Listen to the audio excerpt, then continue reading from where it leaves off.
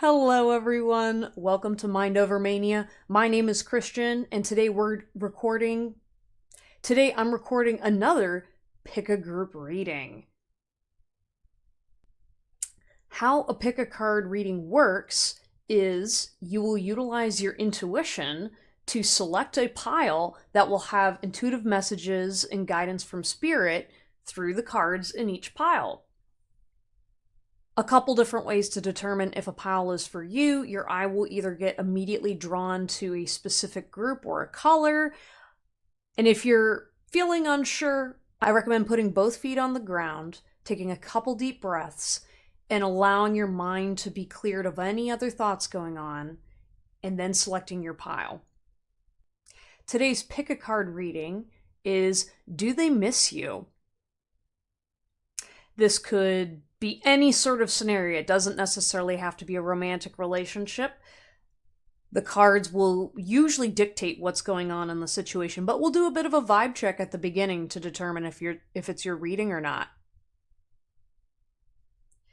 If you are interested in booking a personal message from me, feel free to check out the links down below and make sure you like and subscribe for more content, and leave comments down below if you like my vibe, like what's going on here. I appreciate any and all support that you guys give this YouTube channel. We have 4 piles today to select from.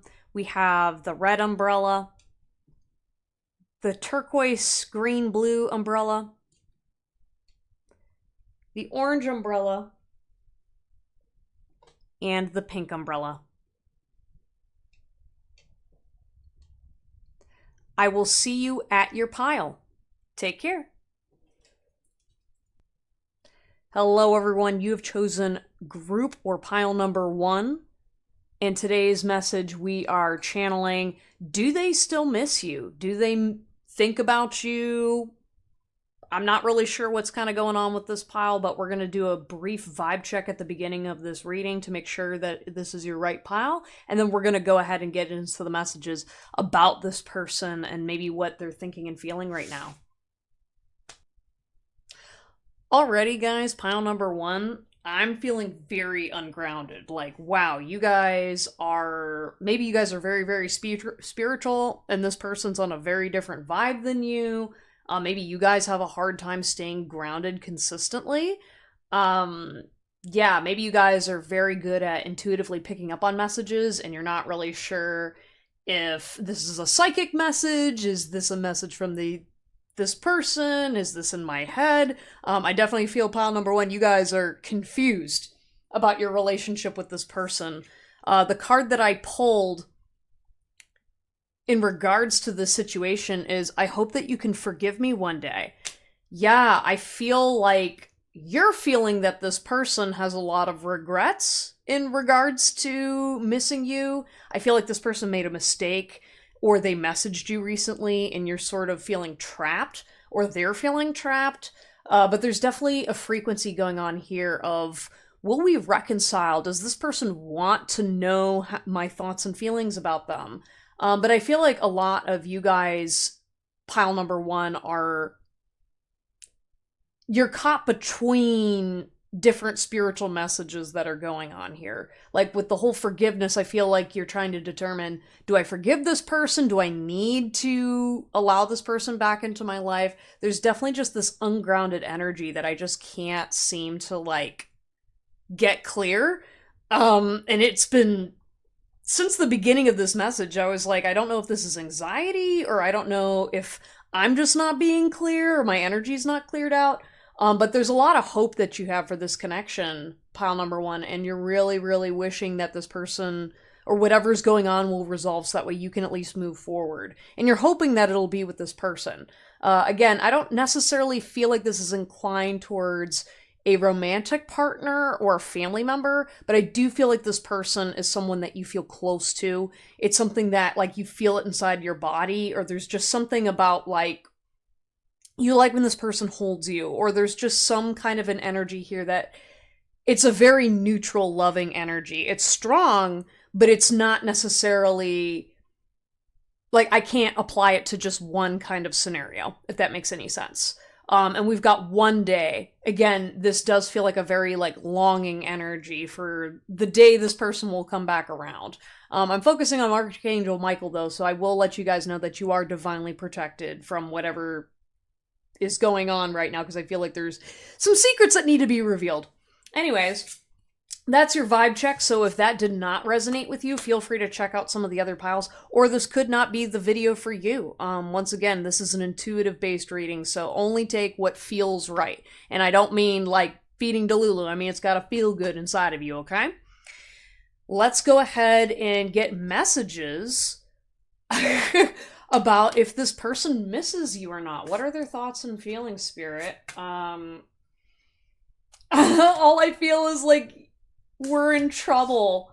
So this person, I was about to say it feels masculine a little bit, but not necessarily. But I do feel like maybe for a majority of you, this might be like a past partner or something. But I definitely feel like this person knows, he, she, they, whatever, that they're in trouble with you. Or there's some kind of a trouble that went on in the past, which is why you guys are no longer in contact. I do feel like this is definitely a no contact situation, or you cut this person off. And specifically what I'm feeling is there's the word cut here. So I definitely feel like this person feels like either you cut and run, where it's kind of like you said something that they think you said was shitty, but someone else would be like, you kind of earned it. And then you left them behind. Or this person's planning on making a move to come back towards you, but your divine intervention is preventing that. Oh my gosh, all the romantic feelings. And again, like I said at the beginning of this message, it doesn't necessarily have to apply towards a romantic partnership, but it just feels like there's just a lot of loving energy that's trapped and it's bottlenecked inside of this person. And it's bottlenecked inside of you. Like, I'm immediately feeling like my throat chakra is, like, closed. And I'm gonna take my drink, because, right now, this person may or may not be drinking over a situation related to you. Even if this person doesn't drink, I do feel like this person has had a lot of internal turmoil or conflict about you guys this thing not being resolved. So again, if this is maybe like a parent or a family member, I definitely see them having, like, late night phone calls with a spouse or with somebody, just trying to get a grip of the situation, and trying to like explain their thoughts and feelings and emotions and trying to just understand what happened.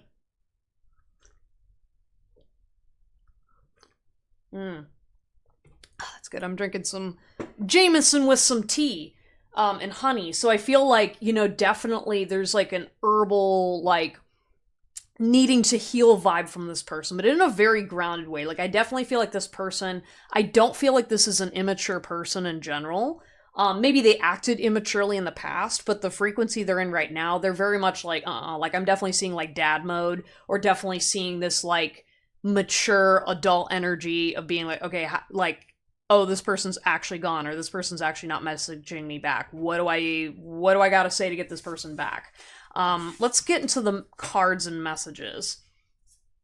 I don't want to see you with anyone else. I know you need them, but it's not as much as I need you. Yeah, I definitely feel like this person took you for granted. Whoever this person was, whether, again, it's a parent, a spouse, a partner, a sibling even, there's definitely an I need you energy. And they definitely feel like you have proven to them that you don't need them and that they need you. If anything, it's less so about like you not needing them and more so that they need you in their life. Because I do feel like this person kind of spirals out when they haven't heard from you in a while and they start to like freak out and have anxiety.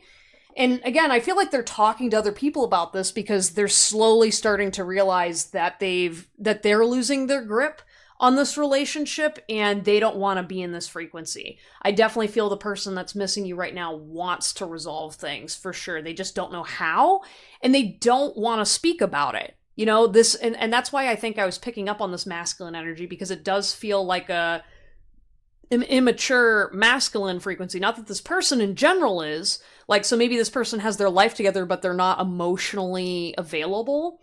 This is the type of person that what they do is they want to resolve all of their emotions and fix them on their own without consulting with you or even consulting with other people. I feel like them even reaching out to either a therapist or a professional or even just to talk to someone that they think is knowledgeable, which more than likely isn't because they're emotionally immature, but like it's just this energy of like, I need you, I need my parent, I need my spouse, I need my kid, I need something because this person's definitely, again, not desperate or frantic because yeah, I mean they could survive without you, but there's definitely an energy of like, no, like this is a missing piece in my life that I'm no longer willing to continue the way things are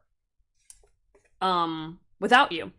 I saw you love me in a dream once. Where did you go? Yeah, this person, like I said, they may be staying up late at night to avoid dreaming about you or having nightmares about you. I do feel like, again, there's this, again, this could be also a parentified person. So even if this person is not your parent, if this is a person that is used to seeing you in trouble or definitely has concerns about you, because like this could even be like uh, an adult friend or family friend, but to me, it's just someone who has this very loving energy that they're afraid if they go to sleep, they're going to have another nightmare about seeing you get hurt or in a bad situation.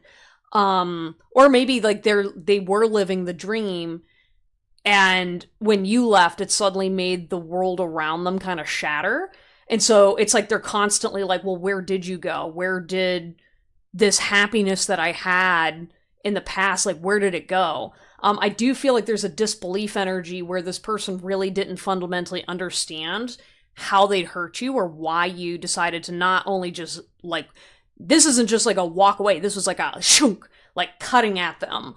Or you said something that was triggering, and I don't think they were hurt by that. They're more hurt by your absence. I definitely don't get the vibe that they, according to what Spirit's telling me, they don't actually understand why you were hurt by what they did. And that's why this blockage seems to be what's keeping the two of you apart. Don't worry, it's my love you're feeling. Yeah, so some of you guys, maybe you're receiving intuitive messages about this person. Maybe you're seeing behavior from other people around you that's kind of reminding you of this person. You are channeling this person just to kind of give you some final confirmation. But again, your spirit guide team is protecting you, that there is a reason why this person's not reaching out to you in the way that you want. And it's a protective reason. Okay, guys, I know you really want to reconnect with this person and you feel so bad for what you did in the past. However, there's a divine lesson here, and I'm not going to lie to you guys. I don't really think that this person's going to change that much, or much of this primary issue is going to be resolved between you two, because this person missed their opportunity to reconcile with you in the past. And I think that even if they try to reconcile now and you're open to that suggestion, I think it's going to be too late. I think too much time has passed, and I think the feelings right now are pretty settled and done. I think you've already made your peace and moved on. And my eyes getting drawn to the Santa Muerte statue I have over there. I feel like the relationship's dead. Whatever this person or this dreamlike state this other person was living in, doesn't exist anymore. It's kind of like someone who's been living in the past and living in a reality that's not true, and they refuse to leave that bubble. You know, like this is the kind of person that refuses to see you move forward. Again, like I don't want to see you with anyone else. It's kind of like they get a little choked up when they hear about stories of you spending time with other people's families. Again, this does give the vibe of like a parent or a relative, but in a relationship context, it does feel like with anyone else, it's almost like the fact that you chose someone else to be with is the most heartbreaking scenario, because to them they're like, but I was their everything.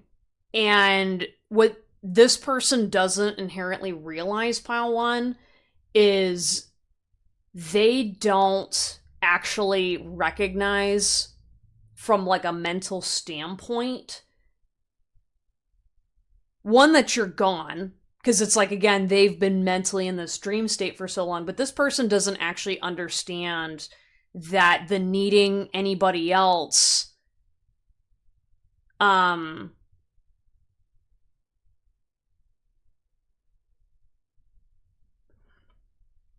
Sorry, I just kind of popped out. My PTSD got triggered a little bit. That was kind of strange, guys. Sorry about that. Yeah, maybe this person does have PTSD or something that happened to them that's why they can't inherently connect with you. Because of what happened between the two of you. But with the anyone else, it's almost like when they see you with someone else, they don't recognize that when you thought, or they thought you thought they were their entire world. So when, as you kind of went on and lived your life because this person wasn't available, when you started spending time with other people, when you tried to go out of your way to be someone different, this person clamped down on it because they're like, well, you're not anybody else. You know what I mean? But what they're talking about and are unaware of is they're seeing a reflection of themselves in you. And so they've been trying to control you and tell you who to be and how to feel, when that's just them not understanding that that is a piece of their subconscious doing that to you.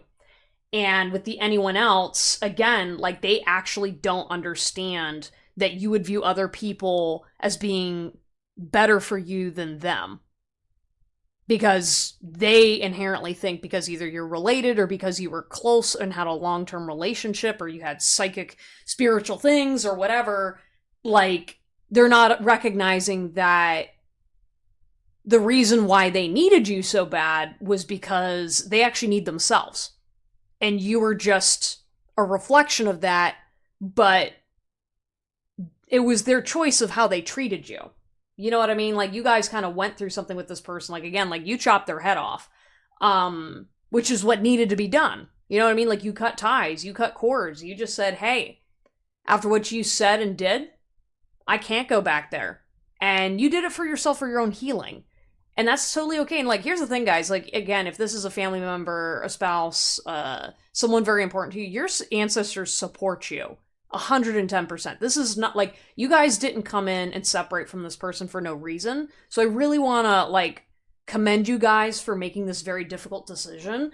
And I think like this was your way of breaking a family cycle. By standing up. Like, I see like this woman here where maybe you're taking responsibility for mothering yourself. Or again, maybe you didn't have great parental figures. So even if the person you're reading about is not a family member, whatever happened between you and this other person, you are breaking a cycle related to trauma healing from family cycles.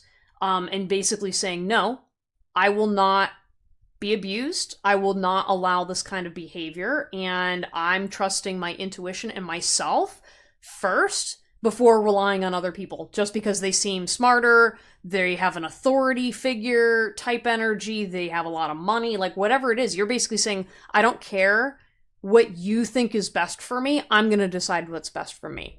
And that's what Spirit wants for you too, because Spirit knows how to help you with that. We've got You Blow My Mind. Can you blow something else too? Yeah, I do feel like, yeah, you kind of blew this person's mind when you left and the things that you said, because they've like, this person feels like they've never considered your thoughts and opinions on this stuff. Like, I see this as an authoritarian type person of literally just, they're just saying everything to you, and you didn't talk back, or you never shared your true thoughts and feelings because you never felt comfortable, and you're like, well, they don't listen to me anyway. And so you kind of just like blew their mind, and they think you're smart, but again, like, this person doesn't see you correctly. Again, maybe this person also wears glasses, or there's some kind of like, they don't like actually sit and talk to you very long because they don't know how. But it's something about like, I feel like I need to remind you guys that like, it is still their fault. Like, just because this person hurt you, they've got like either this disability or they're checked out or these bad things happen, that it's still their fault that they need to own and acknowledge if they want to have a relationship with you. And so like, don't argue with yourself on how this person's acting, because I know you want them back so desperately, but Spirit's like, no, they lost access to you because of what they did to you. Nobody gets to treat you like that, okay? The death energy is basically telling me that like, you guys need to accept what was and what is now, because the longer you stay in death energy, you won't receive the life energy that you need to rise out of the situation and get the healing and growth that you need and require to move forward. Because obviously you're never going to stop caring about this person, especially if maybe this person passed away, but you feel you're still in a grieving phase. Regardless, like, that grief can't move through you and out until it's been acknowledged that you were hurt in the first place. Because I think that's the missing piece in all of this cycle that you're in churn you're having with this person. You just won't accept the death of the version of you that you used to be with this person. It could be the death of, like, child you. You didn't even have to know this person that long or that personally close. It's just that it triggered a death in you. And those wounds are going to move you forward in order to heal them until you acknowledge them. Let it happen, please God, let us happen. Yeah, I feel like this person does pray a lot to fix things. However, what's kind of awkward is spirits answering their prayers by saying, no, you don't get access to this person. But I don't think they're not releasing what they need to release in order to resolve this. So it's kind of like you guys feel mutually tied, but you're like two different people, like this statue's made of plastic and then this statue over here is made of wood, like different materials, different obstacles, different journeys. And just because your souls are biologically related doesn't mean that your journeys are the same, and I think that's another thing too, is like our parents, our spouses, important people in our lives, we can have very significant ties, but that doesn't mean that you're going to receive that connection that's going to be the healing that you need, right? And so that's why it's like, don't take it personally, because clearly there's love here. It's not like there's a hidden resentment, because I think everybody at this point is very aware that this relationship's over and how everyone truly feels. But I think what's not being acknowledged here is who is wielding the sword, because I think either the feminine or you guys are not acknowledging to the depth of which this person hurt your discernment and regards towards you and your boundaries and your body and all these other things you need to heal. And also relationships with family members. Love me harder, love me loud, love me, only me. Yeah, again, there's kind of this energy of like they're very obsessed or kind of toxic with like everything has to be about them. And it's like you're not their mother, or you're not in charge of their emotional well-being. They are, but they were never taught to self-regulate, so it's kind of hard for them, and that's why they're like, only me. You know what I mean? Like, I'm only thinking about me. I'm not ever considering, well, if I say this toxic thing, is this going to hurt someone else's opinion or feelings? It's like this person doesn't care because they're like, oh, it's a fact, or oh, it's not important, when it's like, yeah, if it was important enough for this person to leave, then you did something wrong. But this person doesn't believe they did anything wrong. Because again, they're like, I'm not holding a sword. I didn't do anything.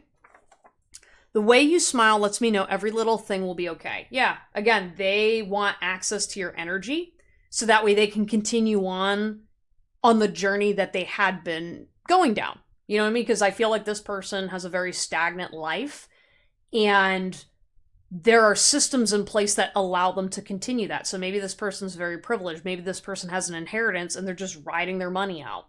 Maybe this person made financial decisions that were good for them, but because they don't have the emotional intelligence, they're just gonna kind of wither away. They're gonna just sit there and exist and not grow. And that's where they want to stay. And there's something that you need to acknowledge about that frequency of understanding, like, that's still a trapped energy. Like, again, maybe someone's trapped in a marriage that they can't release. Maybe there's something, like, I'm seeing, like, the hair on Archangel Michael. Maybe you needed to change your appearance to get away from this world. Maybe you were the only thing that was holding this situation together, or holding this person back. So I think by you stepping away, this is going to cause this person to reclaim all the things that they lost, because they're not willing to face the fact that they're not an angel. They're not as smart as they think they were. They don't believe in the things that they actually said. It's like with this statue, again, I'm seeing almost like the wings need to be removed. And it's like, you're just a person. You know, you are just a person, you know, you're not a villain in this story. You're just, you know, you're just being a human. You did some innocent things, and, you know, sometimes adults and human beings hurt each other, but like you didn't. Again, I'm hearing like you weren't the problem in this situation. So you were just reacting as a response, as a trauma response to what happened. Could be reactionary abuse too. I couldn't get any harder if I'd tried. Yeah. That could be a romantic in regards to a romantic partner. I do feel like this person like gets off on missing you a little bit. And so that's why I don't really see them work, like they slowly work their way back towards you. But again, if they can't acknowledge that they did something wrong and that you and if they get off on that longing, that's kind of them just harming themselves. You know what I mean? Like I definitely feel like this person has a really big ego. It could be toxic masculinity, it could be just this energy of like I'm invincible and I need to be invincible, and all it is just them hurting themselves. You know, I see like King Midas, you know, with this golden statue, you know, where it's like, yeah, he turned his daughter to gold. And in this scenario, though, the person that turned his daughter to gold, he lost his chance at ever connecting with her again, and never understood why she turned to gold. And he just never learned the lesson until he lost her, you know? I just don't think that this relationship's coming back, guys. I'm sorry. Yeah, I've been talking a little bit too long, but I'm gonna keep reading cards. I'll try to speed up. I waded through hell to find you. I'd do it all again just to try find you again. Yeah, I feel like this person says they want to work on themselves, and they are doing work on themselves, but not in relationship to you. And I think that's where you guys really need to have that discernment. Again, this person they have an ego. I wouldn't say this person's a narcissist, but this person does have an ego. And this person, again, is trying to find themselves without ever connecting to you. Like, this is the guy that, like, he cares more about looking like he's the star of the show. He looks more about his image and making sure that he doesn't have egg on his face and that he can be absolved of moral wrongdoing. And just thinks that, oh yeah, well, all I gotta do is maybe if I make more money, maybe if I try to like, I don't know, I'm hearing like singing or whatever, like maybe if I like write a song about this person, or maybe if I do whatever, it's gonna win her over. And it's like, that was never the problem. You know what I mean? Like, you turned your, like, erecting a giant golden statue to yourself doesn't win the girl back. You know what I mean? Again, that just feels like a masculine ego that just needs a really rude awakening if they want you back. You know what I mean? This is kind of like this has to change on a soul level. This can't be an individual, I go to therapy and whatever. This has to be spiritual changes. And you don't have time for it, and you shouldn't. And I think that's part of the journey that you need to go on, is understanding the difference between the men that are putting in this effort and recognizing the golden statue and tearing it down, as opposed to the ones that are, you know, just living in that moment. Please don't ever change. Yeah, they can't accept that you grew up, that you changed, that you learned, that you saw something about them that they don't like, that you don't like, and you move forward. You know, because I feel like you're a pretty reasonable group, number one. You're like willing to be like, okay, that person changed, or like you're willing to acknowledge nuances and adapt. You have a lot of like new ideas and are free thinking. Versus this person, like, they think they're original and new when really they just have an emotional attitude towards change that will never allow them to emotionally develop deeper. Again, intellectually, they're sound. This person can pass every, like, you know, test in the book, but like when it comes to romantic partnerships or relationships with others, they sink every single time because they don't want to face their ego. And I've got friends like this too. Like, I totally get it. And it's just like, you can only be friends with bits and pieces of them, but you can't reveal all of yourselves to them. So I feel like you guys, group number one, you're also kind of grieving this relationship. Dang, I feel like I would just want to like sit and talk to you guys about this particularly. Just because it's just like, there's so many different people this could be and so many layers to it. So this almost feels like this could be an overarching theme in your life as well, just between men and women, or just people that are full of themselves, you know? And I know that's really hard for you guys because I feel like you're feeling a little alone right now because you're like, why is this toxic dynamic here? And again, as I was saying, this does has to do with a family cycle that you are uprooting generations worth of stuff. So this isn't going to be easy on you guys, and I just want to give you guys a really big shout out and pat on the back for how hard you've been working. Love me dearest, love me true, let my heart always make its home in you. Yeah, there's something too about the energy where like they want the truth. And no offense, I don't think they deserve it. Not yet. I think you guys need to let this person break down. And like I think one of the problems here, you guys, group number one, is you're trying to force this change when this needs to come from themselves. Like that is an ego on your side, group number one, thinking that you are the one that's going to be the one that triggers the change. You're not incorrect, but it is incorrect because it's going to be on their time, not your time. And that's where you're wasting all of this energy and cycles with different partners and different people when you're not realizing that you are what they desire in themselves, and that has nothing to do with you. You're just an image. You're just a statue to them. And I think that really fucking hurts, and it sucks, but you're gonna overcome it when you start acting like a person again and being around people that treat you like a person, because these people stand out. Like when you finally get out of this toxic cycle with this type of dynamic of people, you will be able to move on so fast from these people. You're going to run away because most other people don't even consider them. And that's why society pushes these people away. It's not that they're misunderstood. It's that they continue to misunderstand everyone else around them. But because they have a superiority complex and they happen to be smart sometimes, and like, you just need to think through it, guys. You know, be really kind of discerning with these sorts of people and go slow and be compassionate with yourself as you're healing, because I do feel like there's kind of like a mother wound or a father wound or some kind of a cycle here that you witness time and time again, and it's finally coming to a close. You will always be God's perfection in my eyes. Yeah.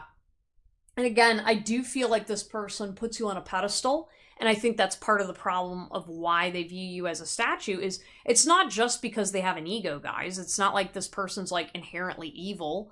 And I do feel like you guys have a hard time discerning when this person's like discerning this person's toxicity because of the standpoint of, for example, this perfectionism that they've placed on you is what's been hurting on you the whole time. Right? Because, like, for example, if you're like daddy's little girl or you're the perfect girlfriend or boyfriend, this person puts you on a pedestal in a way that you can never do right by them because it's in their head. It's not like acknowledging what you're like right in front of you. So when they're talking to you, it goes right over your head and over their heads. And so that you will always be God's perfection. It's like you are God's perfection, but not in the image of the self. Okay? Not in the image of the self and this person's self. Okay? They need to break through that on their own in order to be able to connect with other people authentically. And it's going to be a huge, like, it's going to be like the Tower of Terror moment for them. But they'll get through it. But the longer, until they face that, they won't see you. They won't hear you. They won't feel you. It's just not going to work out with them. Even if you come back, even if you apologize, it's not going to happen.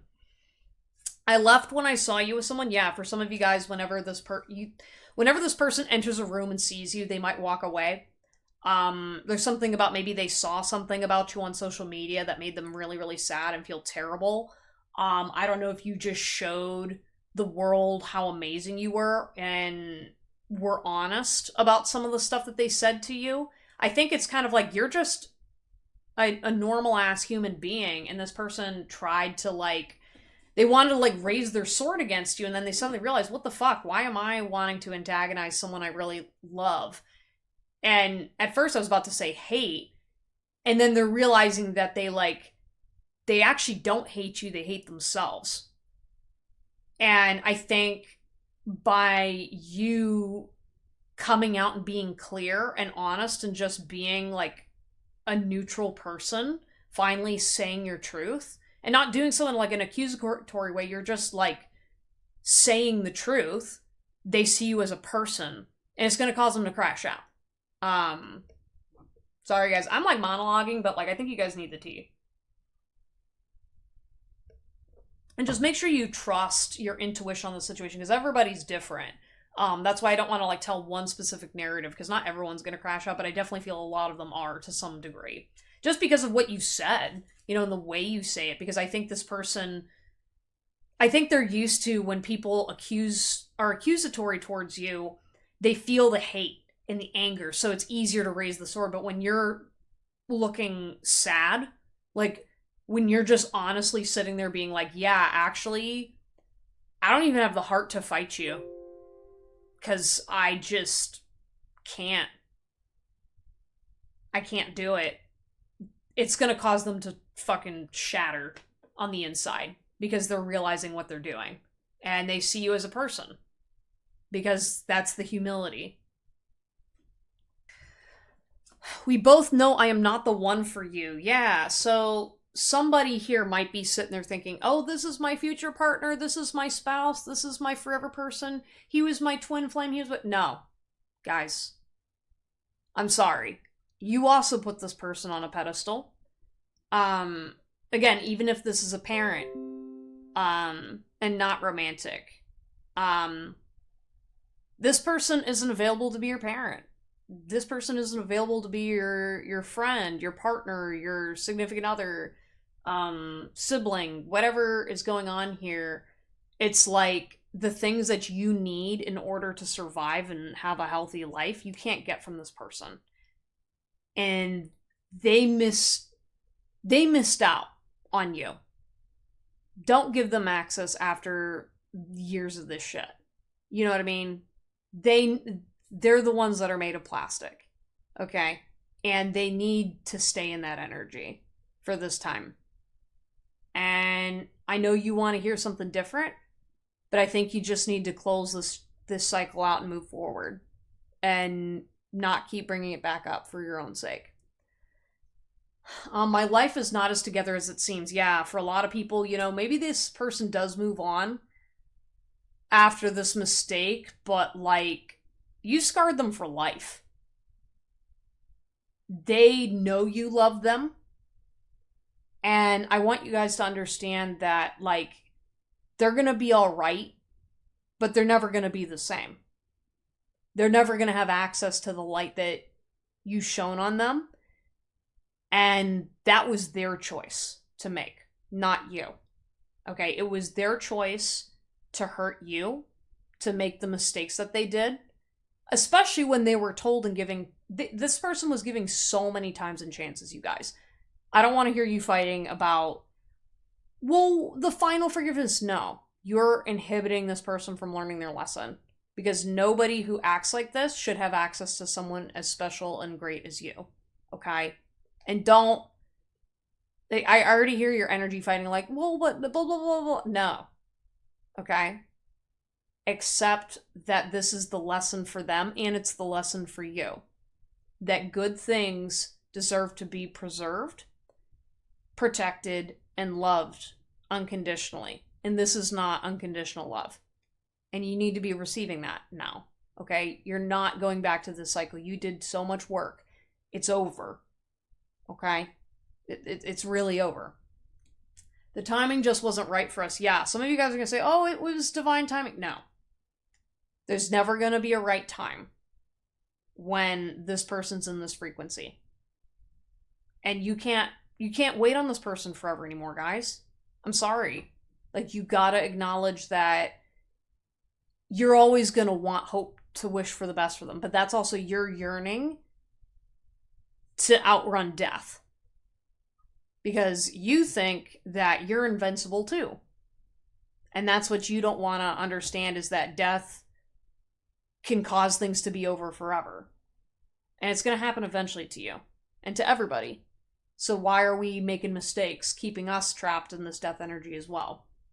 So you can stay around something fake when you can have real gold? I know it's hard though, guys. I know, because you really do love this person. And this person probably really helped you in the past. But they also really hurt you in ways that they don't deserve a second chance. Ascending, transcending obstacles, learning, expansion, new phase, preparing for union. Yeah, you guys, I know you like these pick a card readings because they're helping you heal. And that's why I decided to record this message, because I want you guys to have the opportunity to heal authentically. That's why I'm taking a little bit longer for this message, because I want it to be a conversation about how do we help you ascend through these feelings focused on this person. Because the sooner you get over this energy and this dynamic, the faster it is you're going to bring in the person that you need to be and the person you're going to be with, right?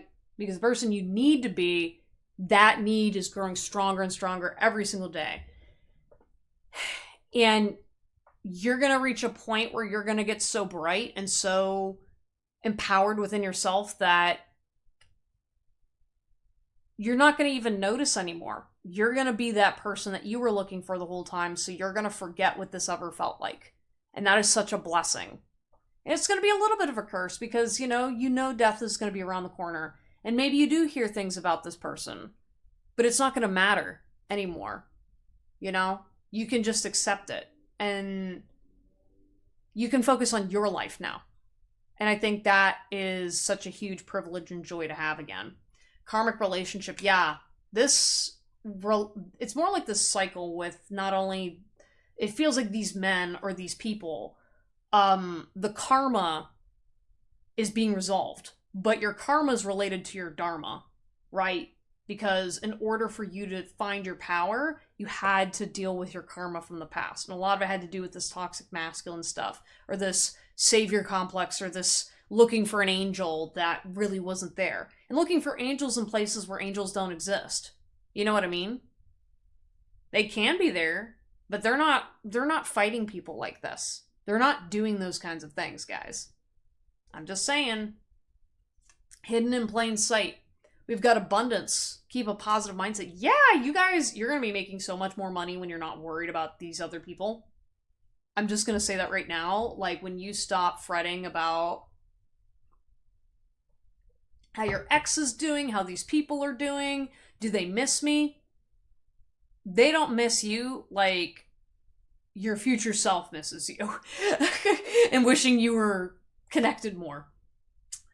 The dragonfly, be lighthearted, finding out, things coming to light, adapt, change. Yeah, I think like over time, what's going to happen as you spend time with healthier people, as you learn what rooms are better for you, as you kind of navigate your own life and yourself, the further away this person's going to be. And so then when you heal, you're going to like, I see it as like you guys are going to be healing something really mundane. You know what I mean? Like sitting there, like maybe there's something about your appearance and your clothes where you're like, oh man, I always thought I looked dumb in sandals, right? Something small. And then one day when you're like healing that and you're like, oh, I know I look great in sandals. And suddenly you realize the whole reason I thought I looked dumb in sandals was because my dad made fun of me. Like one time when I was a kid, or always makes a stupid joke about this. And when you suddenly realize like all of the little things that caused you to be clammed up and not the person who you were, you're going to find out a lot of toxic things. And it's probably going to push you away from this person for good, if that hasn't already happened. It makes me happy to see you heal. Yeah, the one thing I will tell you about this person, you guys, I was about to say they were going to be happy to see you heal, but honestly, I think a lot of them won't, because that means that you're just going to be further away from them. Again, that's their own journey. If they're going to meet you where you're at, then they need to do that on their own time, in their own healing space. I think everybody else is happy to see you heal, and they're significantly happier, so that way you're not trapped anymore. I was about to say, I'm so sorry I didn't believe you. Yeah, there was something that maybe you were right about. Maybe you called them out. Maybe you discovered something. Maybe it was the whole like, you don't know what you're talking about. Sit back and do whatever. And then when you showed up in a big way that you were not to be messed with, man, like, yeah, this person's so ashamed. They don't want to even talk about it, you know? You guys stun this person into silence. Like I wouldn't be surprised if this person watches you on the news or like social media or like are hearing about you through other people and they just shut the fuck down. They just shut down realizing, wow, I was the person that actually believed that I was better than this person. Like I feel like the Taylor Swift with the song Mean. I didn't know how to comfort you. Yeah, this person can't comfort themselves. But what they didn't need to do was talk shit in front of you, treat you like shit. Like they should have been comforting you when you were grieving, and instead they spat in your face and told you to suck it up. And this wasn't even just a stranger. This was someone that was like close to your heart. And they keep saying, like, I didn't do that. I didn't do that. Yes, they did. And until they have the balls to face that version of them and have their Tower of Terror moment, they can't fess up about it. And you need to have your Tower of Terror moment to realize that they did this to you. And they didn't do it by accident. I think that's the hard part that you're having, is that this wasn't an accident. This wasn't about trauma. This was about a choice they deliberately made. Because this person has way more power and they're insecure. You know, they had all the power in the world to make a different choice, and they chose their insecurities over you. They chose belief systems that would have harmed you over you. They chose lies and they chose death over you instead of life and bringing things to life. They chose to siphon energy from you. They chose to take from you, and they chose to just push you away. They're the ones that caused the death of this relationship. And sometimes I didn't know what to do. Yeah.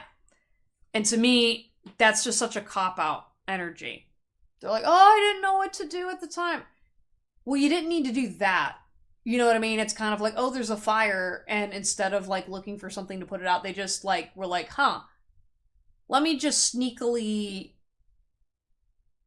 throw more gasoline on it just to see what it does. Like, this is the kind of person that like claims like they weren't picking on you or weren't trying to antagonize you, but they were. Especially like when you were younger. You know what I mean? Because it's like there's like being like a bratty older sibling, which yeah, that's what older siblings do. But this feels like someone that it was not age appropriate for this. You know what I mean? It's kind of like, it's like that weird uncle that likes to pick on kids because they have low self-esteem. And so they're like, oh, well, I didn't know what to do. No. It's like, no, you guys chose to be a dick. So, don't at me. Anyways, though, guys, I'm sorry. This message was pretty long, but I hope it helped you heal. Sending you guys a lot of love. I feel like this is just like a weight off my chest to get this message out there because, like, again, you guys are so bright and you're so brave for leaving. And this is really powerful, moving stuff. And please make sure you take some time to ground. And, you know, you don't have to change any more than you have. I feel like you guys, you've done enough in this situation, and now it's time for you to move on to bigger and better things. Sending you guys a lot of love. If you liked this message, please like and subscribe and comment down below if it resonated with you. My heart goes out to you guys, and I wish you the best in your new journey because it's going to be pretty bright. It's going to be a little bittersweet without this person by your side, but it's going to be so worth it. You're not going to have any regrets after this decision that you're going to make. Anyways, I will see you all next time. Take care. Anyways, guys, you know, if you want a personal reading, links down below in the description. I will see you all next time. Take care.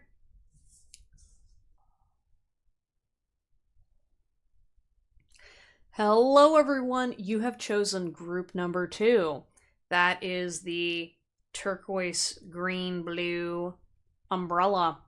And this is going to be your channeled messages on, do they miss me right now?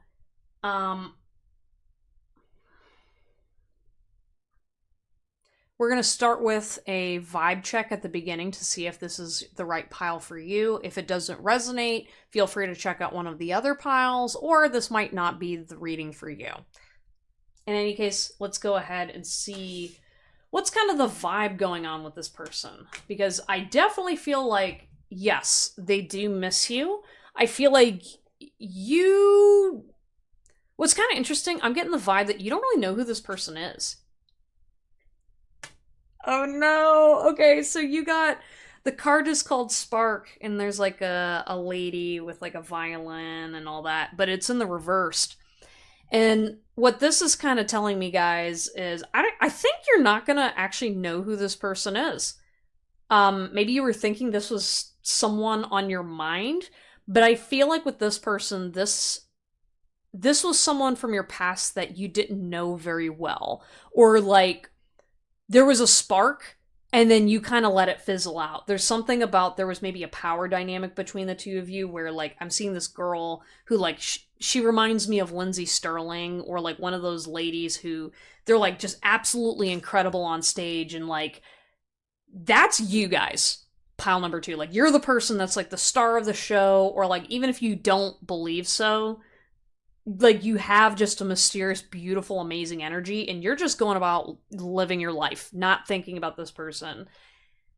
This person, again, it feels like it's a masculine energy, but it could be feminine. It could be family, it could be whoever, so I don't want to like put it in any specific category, but this is definitely someone who watches you from afar and from a distance, and we're gonna get some more messages about this person.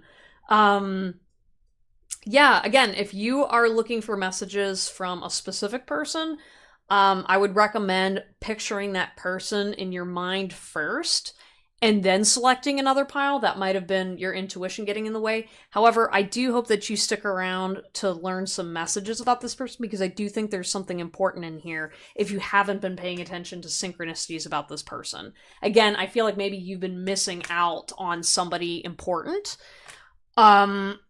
Maybe like a future best friend, or like there's somebody that just watches you that wants to connect with you. Yeah. Let's go ahead and see what the cards say. Again, this could be someone who secretly has a crush on you. I don't want to project too much of that energy in there, though, for the non-romantic people. Because for some of you guys, this is like... This could be like a family member or someone... Could be a spouse. I don't know. I keep getting like a conflicting energy here of like... There's like a secret going on here. Like, I don't know if this is like a secret fan club or a secret fangirl energy. Yeah, look at all these romance cards coming out. But I feel like you don't know who this person is. Like, you genuinely don't. Or like you... Like, I can already see you thinking about a person. And you're like, is it my future spouse? Like, for some of you, yeah, but for some of you guys, you have no idea that this person wants you in that way. Yeah, no, I'm genuinely confused. Y'all, I don't get this kind of flustered in a while, so, like, maybe when this person reveals themselves to you, you're gonna get flustered. Yeah, okay. We're gonna get all these cards out, and let's see what is happening. Ooh, I feel like there's gonna be some juicy tea here. Already warning you guys, this might be a little bit of a longer message. I'm trying to keep these short, but I don't think it's gonna happen tonight. There's too much good stuff going on. Alright, let's get some messages about this person that misses you. Yeah, we've got wide open. Wow. Again, like, so what's kind of beautiful about the energy is we've got this woman standing on a mountain, and she's just got her arms open, and she's feeling so wild and free. And what I'm getting from this card is it's almost like this is that person watching you from behind. It's like they're always like 2 steps behind, or they have your back. So it's like, it's almost like it feels like this very secure energy of being like, no matter what you go through, I'm gonna support you. You know, this is like a very loyal, determined energy. It's a secret admirer. So again, this could just be someone who just they've been watching you grow and change as you get older, and they love every second of it. Like there's something about you that really drew this person in. And like with the butterfly here, it almost feels like you have this magical quality to just ignite some peace in this person.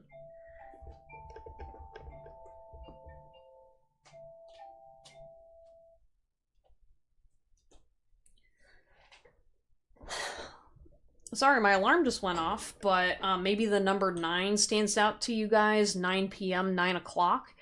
Um, yeah, this could be something that maybe this person's been manifesting you. I do feel like this person is regimented and has a routine, but it's like this person feels like they have their I don't want to say they have their life together, but they feel so sturdy and stable. Again, this could be like a family member type energy, or again, even if it's not family or soul tribe, this definitely feels like spouse in the way that like they're just supportive of you regardless of if you're together or not. Um and they'd hope for the chance for that to happen, but like it's kind of unconditional. So like even if you say yes to somebody else, they're still going to view you as your spouse. I'm sorry. Like this is kind of like one of those like, hey, you choose you. You know what I mean? But I do feel like that person's like they'd be really really deeply disappointed if you don't choose them.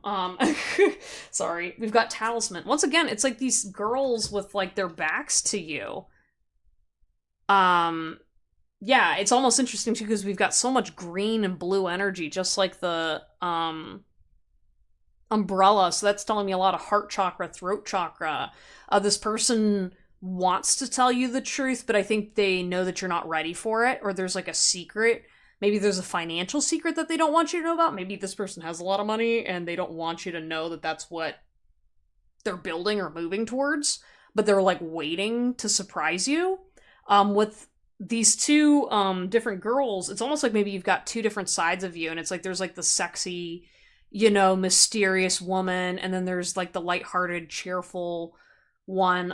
We've got 42 and 49.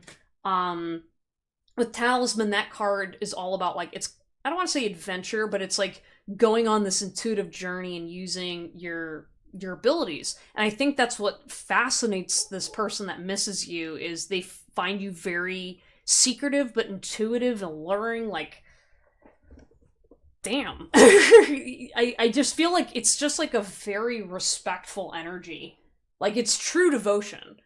With the rune card there too, I almost feel like maybe this person's also a bit spiritual or psychically in tune, and I do feel like they do energetically watch out for you, but I do want you to be kind of careful when you try to channel this person because I do feel like your spirit guides are intentionally staying quiet about this person's energy. So like for example, if you're like, oh, I want to do a card reading about this person, it's not going to work, guys, because this person's also pretty psychically powerful and they don't want you to know before things are ready, if that makes sense. We've got Deep Freeze, 26. Maybe this person's 26. Maybe this person's younger than you. Or maybe they just have a younger mindset than you. With the Deep Freeze, I just feel like this person's just waiting. Or they're like resting right now. I think maybe they know that you've also been kind of like stagnant in a certain kind of way. And it just kind of feels like in this connection, like there's nothing, like nothing is going on. Maybe you have a psychic connection with this person, but there's not, and 3D, you're both just doing your own thing. Like, I do see you guys moving about your lives completely unaware of each other right now, or this person's aware of you.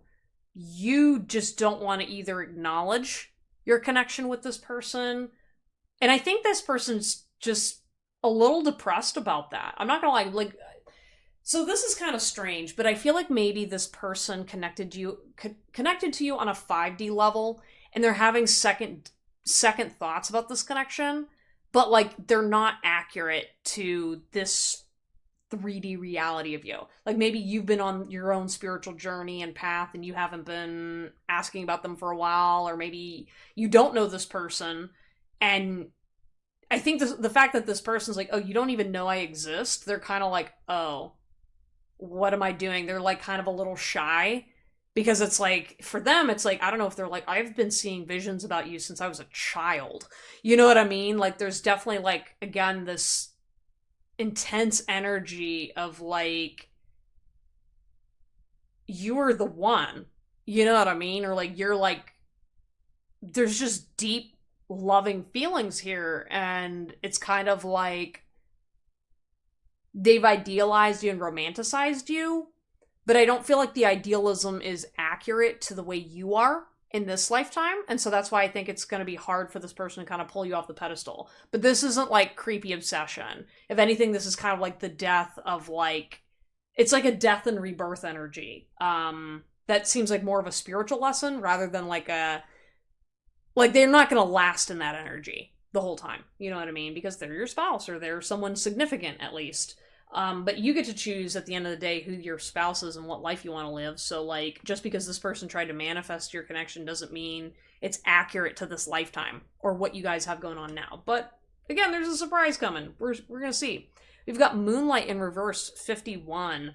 I do feel like with the Moon card, this person does have a little bit of an ego or a shadow aspect of themselves that they haven't resolved. Again, we've got another girl who's bareback. Oh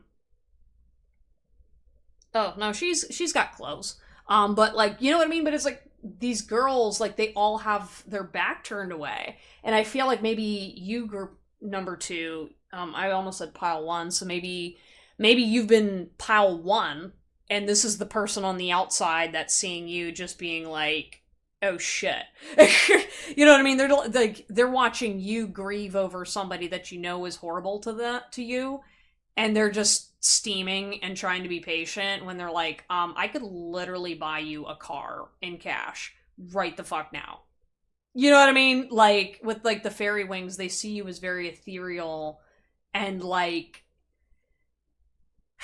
they just kind of want to take the angel wings off of you and just bring you back to reality to enjoy things because it's kind of like they know you have very spiritual high frequency vibes, but they want you to be like, can we just at least be accurate with what's going on? Or they view you as like you see the world very clearly, but what you don't see clearly is all the nice things that could be happening to you specifically because this person's like I want to like dote on you and like make you feel good and like they like the goodness that you bring and that's what they're kind of missing in their life and what they're moving towards is they're moving towards a person who will open up that mystery within themselves because I feel like this person like maybe you're creative and this person has creativity inside them but it's been like caught up in other people's bullshit so then when you would just exist around them, they learn to feel again. Like, again, maybe this person's very masculine or stoic, but like they're secretly very quietly creative or kind of crazy. Okay, I don't know why the word crazy came out. Like, to me, it's like they think they're crazy, but I'm just like, no, you're not crazy. But like, maybe because you're also this fairy tale person that they're kind of like this is fucking not real at all. And you're just like yeah, well I do witchy shit and it's very much real and you have seen my life up until this point so yeah. And then with the deep freeze it almost feels like again with this lion like it's just the lion's just got to wake up. You know what I mean? But it's like, it's kind of like a spell that this person's underneath. So it's almost like maybe too, like maybe they've been under like the capitalistic spell. Maybe it's been work. Maybe it's been drama. They've just been really like stagnant in their masculine energy too. Again, doesn't matter what the gender of this person is, but it just definitely feels like it's just this lion that's like, I just don't want to get up, you know, and maybe they've been dealing with depression and society and stuff. And I just feel like they also have a lot of heartache too. Because again, there's a lot of like heart chakra energy here too. And then Spirit of Place, number 4. So maybe 44 is significant because we got 3 4s here. That card is all about, you know, enjoying the present moment. So there's something about you too where again, it's almost like they see you like as a woodland fairy, or like, yeah, they're definitely like, you're like a fairy tale to this person. And so whenever they connect with you or whenever they see you, you just like bring them back to this older time in their life that they're just like, ugh, like you remind me of the woods, you remind me of campfires, you remind me of like singing songs that I grew up with, and like there's like flowers in your hair, leaves in your hair, and like you just want to like they just want to like touch you in very like ethereal ways. You know what I mean? Like yeah, there's sexuality to it, but this is like very much like non-romantic, like really like deep feelings. Oh, maybe this person's a lover boy or lover girl. Um, that just isn't romantic with many people. And I feel like with you, they're still figuring out what you're even making them feel, because they're like, oh, I've never wanted this type of person before. Yeah, I'm seeing them like moving backwards, but like it's helping them move forwards, if that makes sense. Like they're like breaking down the old version of them so that way they can move towards you, if that makes sense. And it has to do with spirit too, because I feel like they're being spiritually guided to you so that way they can learn. But specifically because, like, I don't know if you've been trying to draw them in, but you were looking in the wrong places, you know, or you were chasing somebody that wasn't meant for you. And so then you're going to look over and you're going to, oh my God, he's hot. Oh my God, she's perfect. You know, she's got that body, like, oh God, this person's such a goober. It was my fault, but I blamed you. Yeah, I feel like you have been blaming this person subconsciously. And again, you don't really know who this person is, but it's like this person feels like they did something wrong. And that's why they can't move towards you. Meanwhile, you've just been focusing on your own thing. Like you're completely unaware. And so I feel bad for this person because this person doesn't know how to come towards you. And they feel like blamed and shamed for something because you've been talking about somebody else. I don't know. It's kind of like there's something about your story or your journey that you need to own, and you need to admit that you were at fault for something. With the spirit of place, I think you just need to kind of be like present in the moment to acknowledge and accept your own flaws and faults. Because it's not like, again, I don't think you intentionally did anything to this person directly that was out of line, but I do feel like you idealized a partner in a way that put this person in a place where they didn't want to come towards you. You know, with like the death energy, I feel like you kind of went through your own transformation, or there was some kind of like the death of a other relationship that caused you to not want to come towards somebody. Or again, that spark energy where it was like, we were kind of something, or we were kind of but then you're like, no, no way, not real, not really interested. I want you. Who that had some oomph to it. Yeah, yeah, this person, when they come towards you, because I don't think that this is avoidable. I mean, it could be, but like they're gonna make it just so blatantly clear that you're not gonna really notice anything else. In your conversation with them, like they're gonna make it very, very clear that they're coming towards you and that they want you. Only you, and that's about it. And they can move on. Again, they're like, well, I mean, like technically yes, but like no. Like this is like spiritually guided, like you can't, no. But they are very, very scared that you're going to reject them because again, all they see is your back towards them. So, but maybe you've been on their radar. Maybe you've been kind of like, maybe we're hanging out in the same places. Because I do feel like for some reason, this person, group number 2, this person has access either to your social media, maybe it's public or it's private, and I don't really feel like this person has a secret account watching you, but I do feel like you're connected with someone they know. And so that's how they do know some things about you. Like, again, they're kind of like, they could also be using tarot readings or psychic channeling or mediumship. I don't know. There are some, like, this person does have some spiritual guidance in regards to knowing what's going on in your relationship. I don't know, maybe Archangel Michael's been doing something. I don't know. I know I messed up everything. Yeah, I feel like you are being really hard on yourself, and this person wants you to know that, like, even if this person is your spouse, you're not responsible for the actions and behaviors of others. You know what I mean? Like, I feel like you've been taking the blame for other people's shit for too long. And you're so focused on the fact that, like, I messed up. And they're like, no, other people hurt you. You know what I mean? Like, it's kind of like watching the girl that someone, like, smacked because they didn't put the dishes away right. And then she's running away crying. And it's like, oh, I messed everything up. And it's like, you were literally abused. You know what I mean? Like, there's kind of like this energy that this person has that's just like, you physically, like, you can't be responsible for all of this, for why you got really hurt. You know what I mean? Like, I don't know. This person's just like, they kind of like, I don't want to say they have trust issues, but like they're like deeply offended knowing that you don't want help because either you see like a masculine person as someone who could hurt them. You know what I mean? Especially when this person's got some spiritual weight. You know what I mean? Like, they're like, they know everything's a mess, but like they're quietly offended, not like at you per se, which that's where like the pedestal energy needs to be healed a little bit, but it's also just acknowledging that they're like, how could you believe we're all like this when I'm literally standing right here, willing to like die for you? You know what I mean? Dang, who the fuck is this person, guys? I want to tell you how I feel. Yeah.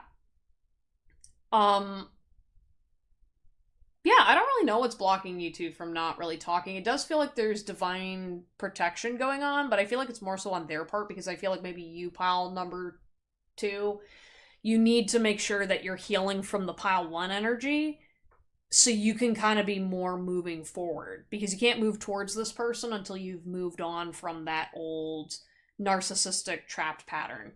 Yes, I heard you. Yeah, some of you guys, you've been praying, you've been energetically reaching out. Maybe this person does hear you energetically or telepathically. Maybe you've been communicating, you don't realize it. Yeah, there's definitely something that's going on behind your back. And like, I don't know, I'm curious, but I have a feeling you're not getting accurate answers quite yet about what's going on. And all I'm hearing is you don't need to know yet. They don't want you to screw it up. But yeah, they heard you, you know? And I think like this person just hates knowing you're out there by yourself alone, feeling sad and have been crying and feeling awful when they're like, I'm right here. I support your path. Yeah. That's just more more compliments. I was about to say, yeah, this person's just like so excited to work for you or work with you. Like there's something about like, they're like, wherever you're going, I'm gonna be there. You know? And to some of you guys, like maybe this person isn't like, they're not like your spouse, but this could also be the energy of somebody who just genuinely deeply respects you and wants to support your path. That they know that their connection with you and feelings for you have nothing that are more divine related rather than just like simply like, oh, I think you have an attractive body and I like what you're saying. Like this does feel like regardless of what's going on, it's definitely some kind of a spiritual connection. Do you want me around? Yeah, I think this person questions this all the time, especially because you're not reaching out to them or like you don't really acknowledge their accomplishments or something. Like, I don't know if this person's like out there like playing Superman or like they're doing something cool or like, I don't know, like they're just doing something. And I think maybe they're used to like women coming up to them all the time or acknowledging them. And so the fact that you're like spiritual and like, this is kind of funny. Like, again, maybe you check this person's ego unintentionally by just not being interested or paying attention. And I think that turns them on. That you're not that interested in them because I think that they're kind of like wanting and craving a woman that they have to chase. Because maybe this person's used to having women chase after them and that turns them off. Especially because it's more so the chasing comes from a desperation versus like with you, you're just naturally like, I'm chasing my dreams and my goals. And like, yeah, I do get obsessive over a partner, which they're frustrated with, but like, you're also like on your own journey. You're taking care of yourself. You've got boundaries. You've got your own personality. And this person like absolutely adores it, you know? And so with the do you want me around, they're kind of like, does this person even want me around? Like, I don't know, maybe you're kind of just like causing them to question, like, am I all that? Like, and I feel like this is like a great guy, you know, or girl. But this other person's just kind of like, they're actually genuinely questioning their worth because you're not chasing after them or standing up to someone they know or standing up to them or whatever. Like, there's just definitely like this, like, they just want to know what you want.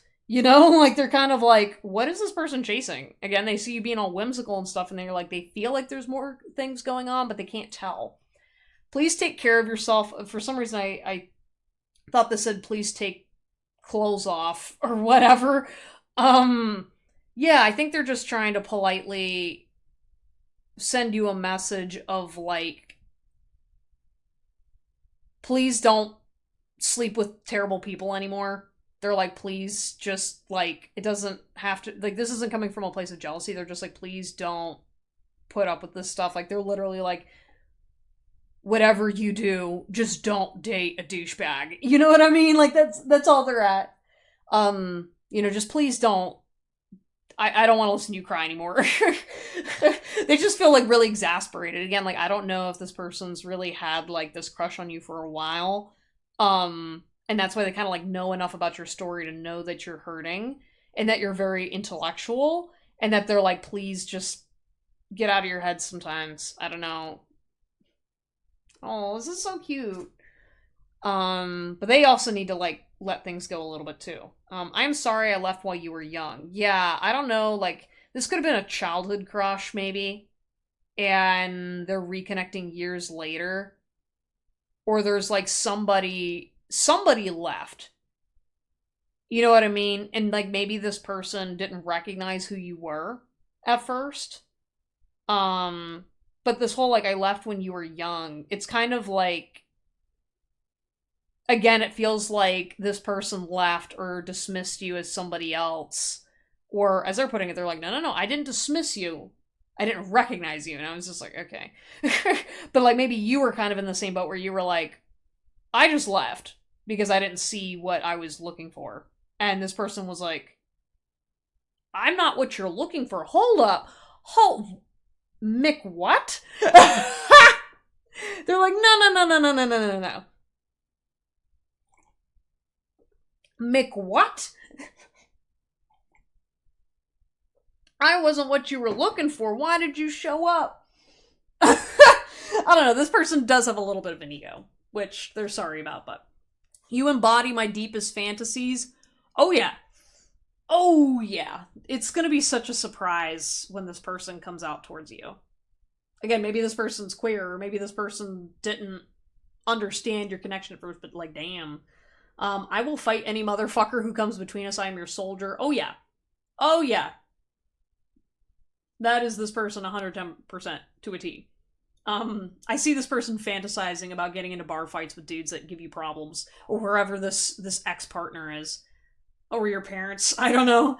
Your pain kills me. I suffer along with you. Oh my god, the way this person has cried knowing that you've, like, hurt yourself over people that treated you like shit. Like, I don't know. This person's like... Yeah, wow. Very deep. Wow. I feel like you also reflect a lot of themselves back to them, so it's kind of like hard for them to see you get hurt. I do feel that energy as well.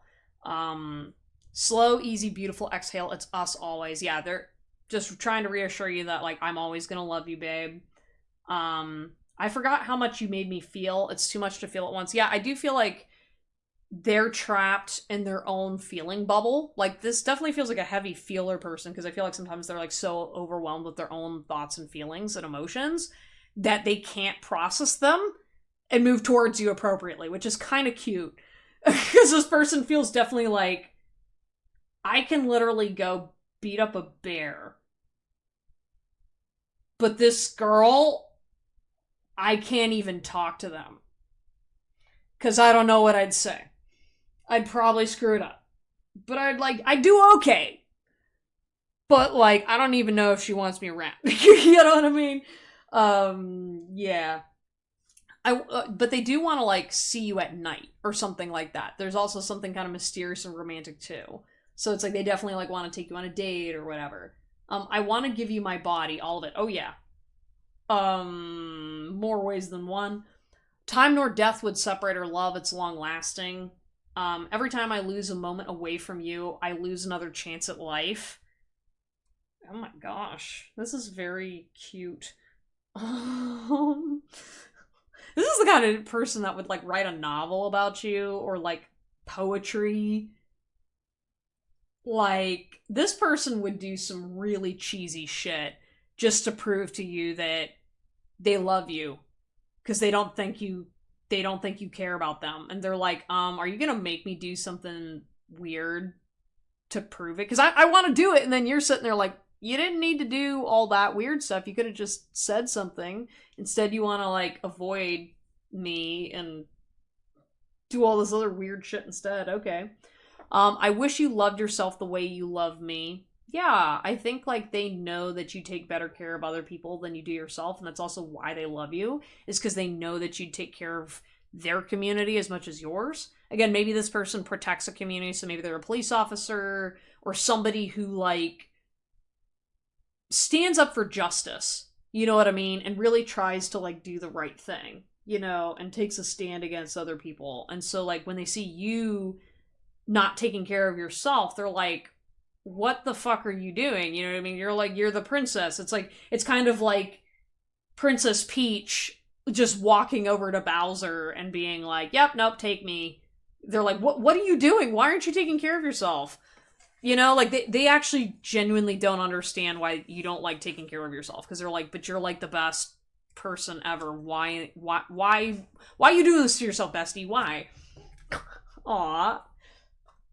We've got coffee cup, meeting and conversing, savoring the moment, feeling uplifted, friendship. Yeah, I do feel like this person's going to try being friends first, simply because they don't know you that well. Because they're an idealist, but they're also realistic that you don't know them. And they are, I mean, they've been quietly stalking you for years, so they're kind of just like, I don't know, I think you're going to get a chance to meet this person, if you're open to it. You have to accept where this person's at, or you have to accept something first before you can, like, proceed. Soulmates, soul connection, partnership agreement, soul contract. Aww. Well, you've got a soul contract, and they're your soulmate regardless of if you want them or not. Again, you don't have to marry them, but you're gonna have something special with this person. Special somebody. They're gonna get you flowers too. Aww. We've got sunglasses, watching, looking, stalking, gaslighting, perception, focus. Yeah, I don't know if you guys have been, like, paranoid that you've got a stalker. Meanwhile, you're just reacting to this person's energy watching you. Again, only take what resonates, but, like, I feel like with the sunglasses, this person definitely tries to play it cool around you. Like, this, you're not going to know this person has feelings for you until it just, like, kind of comes out of their mouth, and then you're going to be like, surprise Pikachu face. You're like, okay then. Why did you say anything in the first place? I don't know, you're gonna be just like, I don't know, there's something that you just don't believe about this person that's not real. I don't know. The Sword and the Rose, clarity, truth, revelation, solidarity. Yeah, I do feel like it's kind of like you're the rose and they're the sword, but you guys switch roles, where it's like you both have a very beautiful balance between being able to stand up, but also, like, know the softer, finer things in life. And I think that's, like, that forceful energy. I think, like, you calm this person down, and then you empower this person. And they, like, want to empower you back, but it kind of, like, you're kind of like, no, I can take care of it on my own. And they're like, no, you're not, because clearly if you're still dating douchebags, then, yeah, you can't be for me. But I'm gonna wait, because I don't want to deal with this stuff. We've got coffin, endings bring new beginnings, growth, change, liberation, transition. Yeah, I think, like, whenever you get over the pile one energy, you're gonna find out who this person is. And it's gonna be great. It's gonna be really cute, okay? I think you guys are gonna have a reunion with somebody too as a result of this connection getting healed or this person coming towards you finally. I don't know. I'm just feeling like really at peace knowing that this is gonna happen for you guys. And I'm just really grateful that you guys gave this person a chance. You know? I think this is going to be a great reunion, a great chance at a fresh start and a better relationship than you guys ever had before. Anyways, though, guys, thank you so much for checking out this reading and putting up with the long message. Like and subscribe if you enjoyed this reading, and comment down below if you resonate with this. Please let me know how your relationship goes. I'm so excited for you guys. Tell me all about it. But yeah, if you would like a personal message, booking links are down below in the description. And yeah, I will see you all next time. Take care. Hello, everyone. You have chosen group number 3, which is the orange umbrella. This is gonna be your reading on Do They Miss You? Alright, I'm ready to tell you, y'all, this message is not what you're gonna be expecting. I couldn't even open up the umbrella because it's broken. And the whole time I was trying to open the umbrella, all I heard was like, no, I'm not, please move on. Like, I do not miss you. Like, they don't want a connection with you, which it was very loud and very much I'm hearing like, stop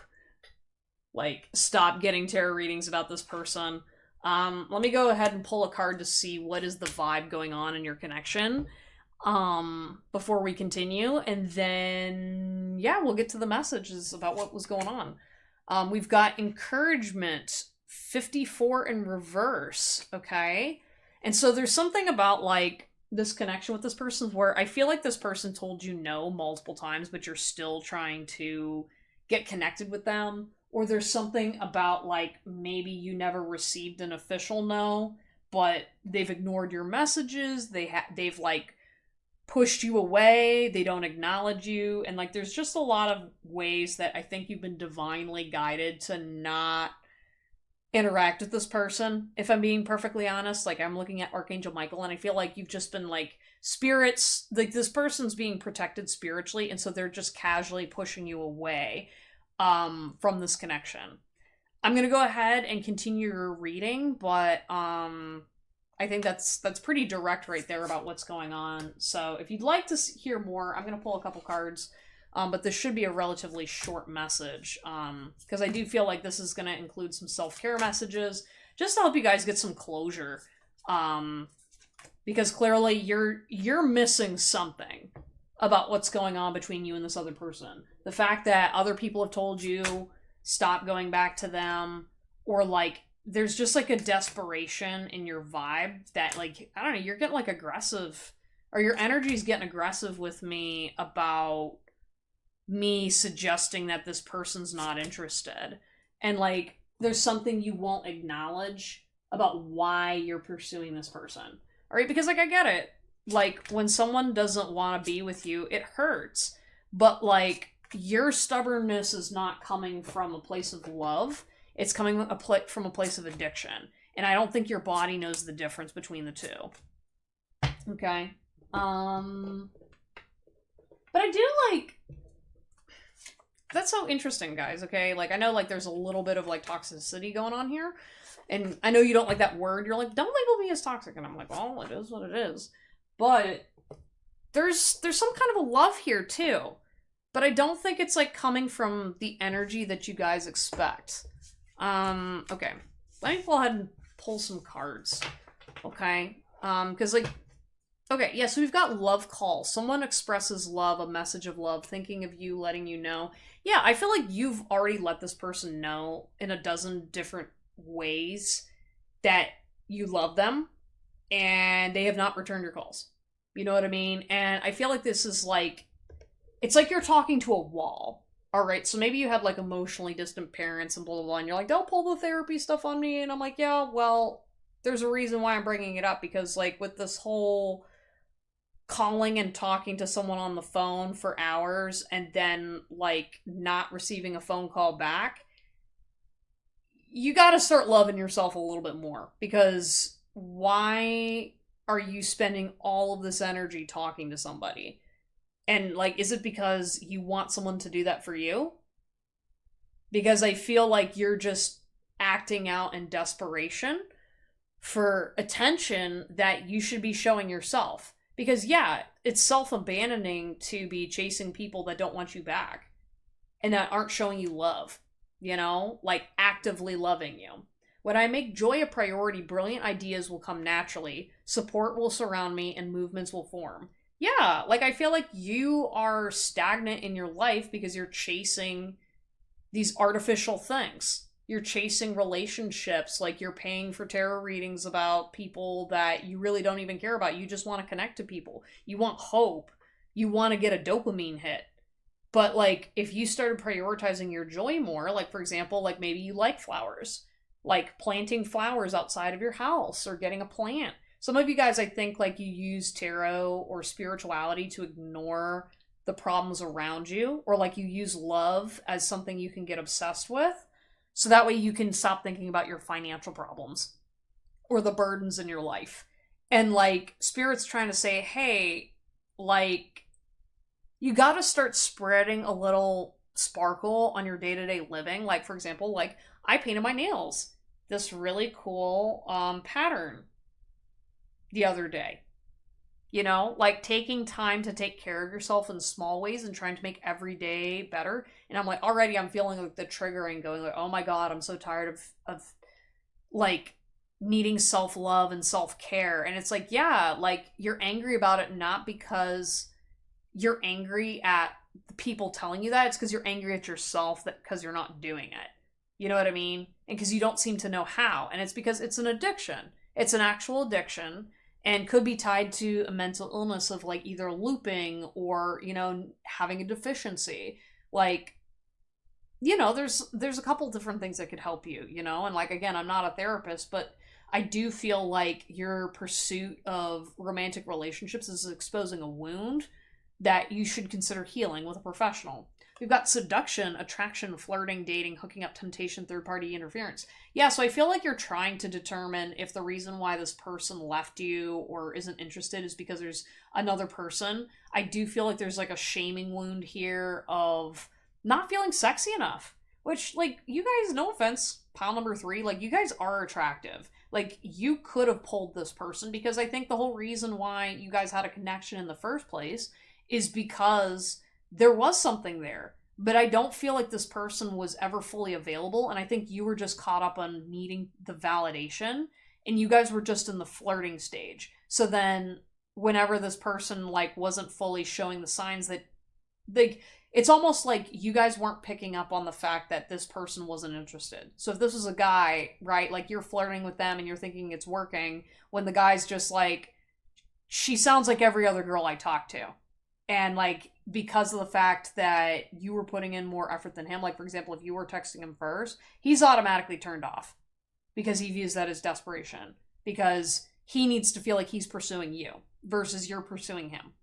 And with seduction, it's almost like you were seduced, like, you seduced yourself. Like, it's kind of like you're trying to date yourself through this person. And I think that's what is kind of painful about this whole dynamic, is like, it's not necessarily that you were desperate for this person. You're desperate for your own attention. You just need to use a human body outside of you to figure this stuff out. We've got not today, not dealing hurt. Yeah, you're not dealing with the pain you're putting yourself through with your body. Like, instead of like you admiring how sexy you look in the mirror in the morning, you're trying to get the validation of some dude that doesn't even like you and is like not even on your level. And again, like, I see you wanting, like, you have all this love to give somebody, and some of it you kind of have to, I don't know, like, work with a therapist to, like, figure out how to get that piece to feed yourself instead of other people, because it's like this piece of you that needs to get popped back inside is coming out and being thrown up on all the wrong people in all the wrong places. Like, I feel like, for example, there's like hobbies that you have that you don't even like, but you're doing it because you need to fit in. or you just want to connect to other people. We've got mirroring each other's self-image. Yeah, a lot of these, like whoever this person you were thinking about, you were obsessed with the love you were giving them. Like, it's almost like you just choose this person as like a placeholder to give love to that placeholder because that's what you want to receive. Like, I definitely see you guys, pile number 3, is doing something for somebody that you want done for you. So, like, you're like, oh, well, I made this really elaborate fancy meal for my person. And this guy's like, we've only been on like 2 dates. What are you doing? And they can definitely tell that you want this from them, and they're like, bro, I was here to hook up. Like, this person ain't it. But you're literally just at this point where, like, I'm so sick and tired of doing everything myself. So you're just doing it for your partner so you can play house. And you just need a physical body to play the role. And I feel really bad because I think if you guys, like, took care of yourself and your friends more, you'd elevate and then have access to better quality partners. Being perfectly honest. Like, yeah, of course these deadbeat dudes aren't going to do anything because you're giving everything away for free. You're giving all your time and energy and attention away for free. So no wonder you feel drained, because everyone has access to you.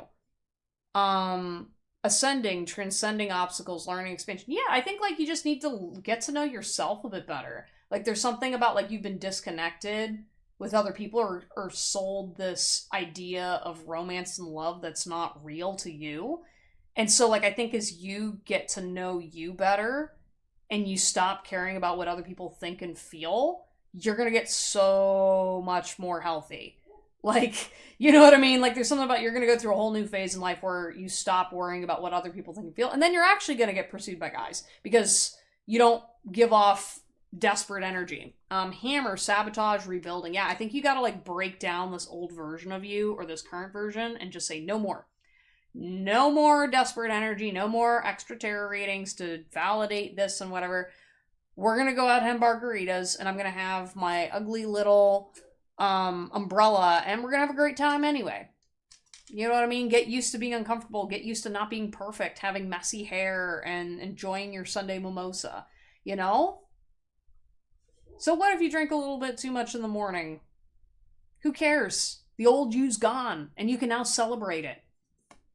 To begin the practice of allowing, I must get out of the way and let spirit give me direction. Yeah, I think, like, your spirit guide team is trying to get you out of your own way so you can find people that are messing you. Because I definitely don't feel like this person thinks about you. They don't talk about you to other people. Like, no offense, guys, I do feel like this is the energy of the person who was like, yeah, we were a hookup and a situationship, but, like, he was just talking to you. I mean, like, okay, he cared about you more than just, like, a casual hookup. But, like, this wasn't, like, life-altering for him. You know what I mean? Like, it very much was kind of like a routine, or just not really, like... This is giving me not committed energy. You know what I mean? Like, you guys were way more invested than them. And I think you're just desperate because you wanted that from this person. But even so, you didn't really want it. You just want the experience in general. You're just using this person as a placeholder, as I said.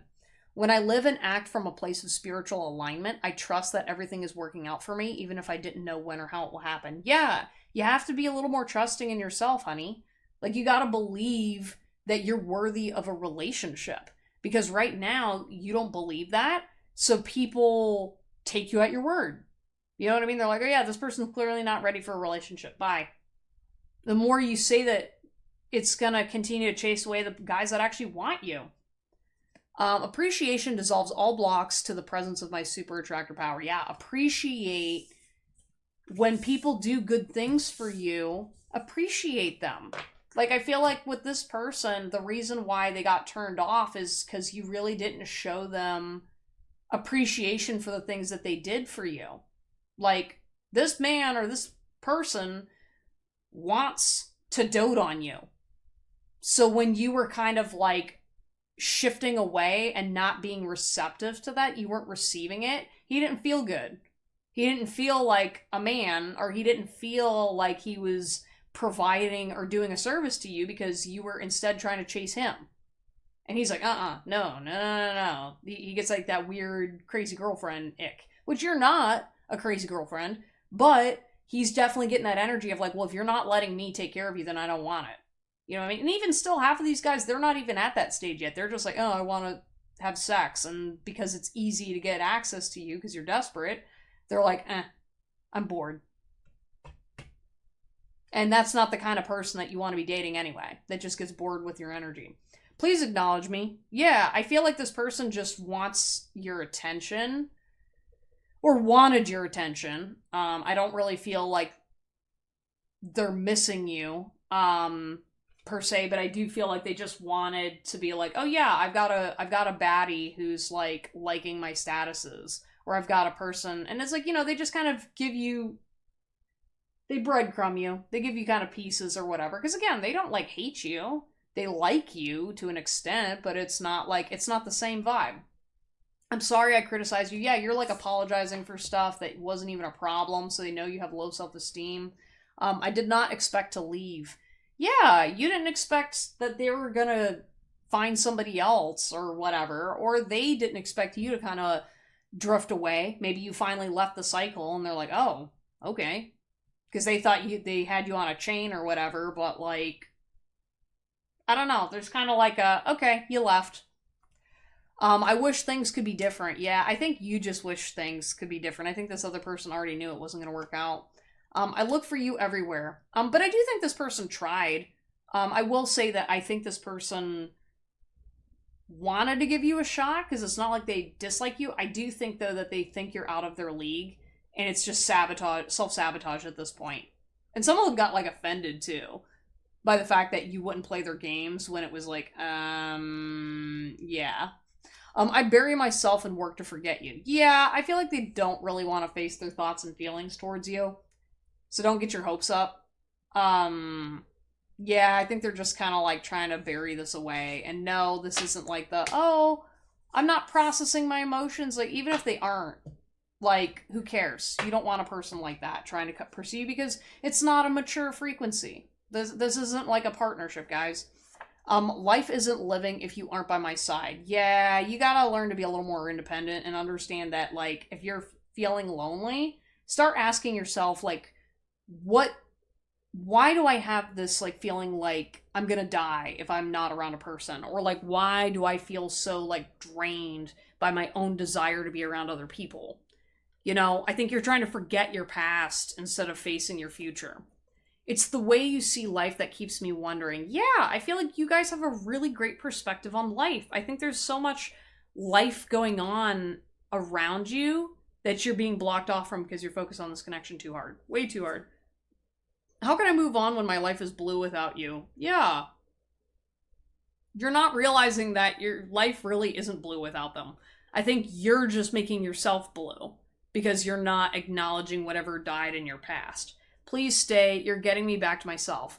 Yeah, and I think, like, maybe with some of you guys, like, this may be, like, a situationship turned friend. I feel like it's okay if you want to be friends with this person and have them in your life. I think just, like, the desperate energy is turning them away. And, like, I don't know, maybe you just don't have fun enough conversations to keep them around. Or, like, there's just something about, like, they're benefiting from you. So, like, of course they want you around. But, like, if you want to, like, get your man, the thing that you're super wanting or whatever, then you have to leave this person alone. Because this person is just basically going to sit there and exist and basically take from you as long as you're willing to give it. You know, it's like they're not going to say no, but they're definitely not, like, going to fight for it. Yeah, sorry guys, I know that's probably not what you want to hear, but, you know, put your crown back on, sis. I know it's rough out there, but you deserve better.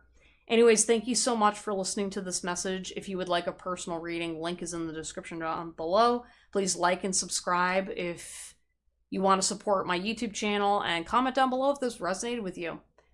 I will see you all next time. Take care, and wishing you the best of luck.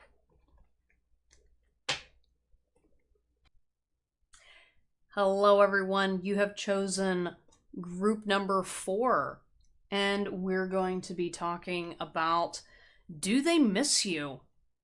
We're going to start off with a single card pull to get a vibe check to see what's kind of going on with your situation, to see if it resonates with you. If it doesn't resonate with you, try selecting another pile, or this might not be the reading for you. Not gonna lie, y'all, I don't know what the heck is going on with your energy, because I heard a lot of like whispering. Like, this is like, it kind of gave me like schizophrenia, or like there's just, I don't know, I like started the message off differently. It's like I'm here nor there. I don't know, this is kind of like an interesting energy, guys. Let's see what the cards have to say. Yes or no? Yeah, I don't know. I'm just feeling really kind of like numbed out, y'all. Um, Maybe you don't really know how to connect with other people, or this person doesn't really know how to connect. I feel really slow, and like I had my drink earlier, and I was like, maybe somebody in either this connection like drinks to suppress their psychic abilities. I do feel like there's like maybe a level of spiritual awareness that you don't know how to manage. And it does feel like kind of mental health oriented, especially like with the whispering and the schizophrenia type energy. I'm like, oh, because like I don't have schizophrenia, but I definitely have channeled that frequency. And if you don't have a background in mental health to understand what's normal and what's spiritual, um, yeah, I could see this kind of being terrified. I don't know if you've ever worked with a professional, either a psychic or a mental health professional, but I definitely feel like there's like this energy of like not knowing what's going on inside of my brain. So maybe you project onto this person, or you're just using this person as a way to like stay safe and grounded. All right, we've got 47, which is Sacred Pool.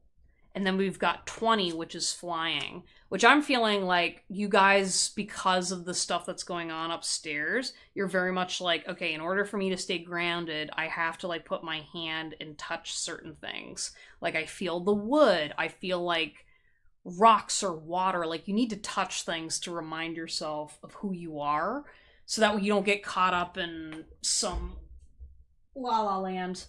But yeah, let me read the book to see what this is saying. Again, you guys might be very like practical, so I don't even know if you guys are truly spiritual, but I do feel like you guys have some kind of influence going on with you guys, that you're not fully aware of.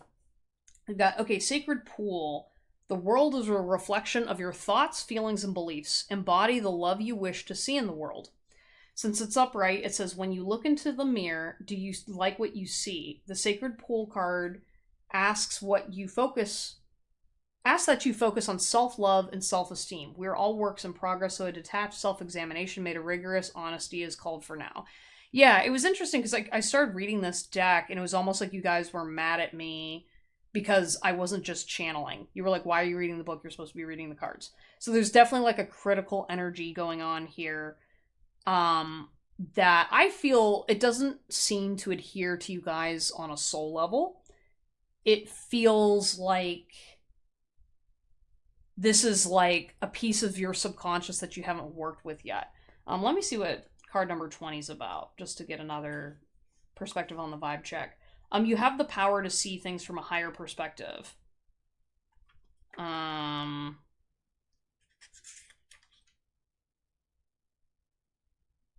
It says, today you have invisible wings that allow you to swiftly bring your circumstances into alignment with your highest purpose. This is a sign that your waiting is over, that all your hard work is paid off, and the things you hoped for are no longer beyond your scope. Yeah. Are you sure this is about like another person? Group number 4? Because this feels like, I mean, the word I heard was a spouse, but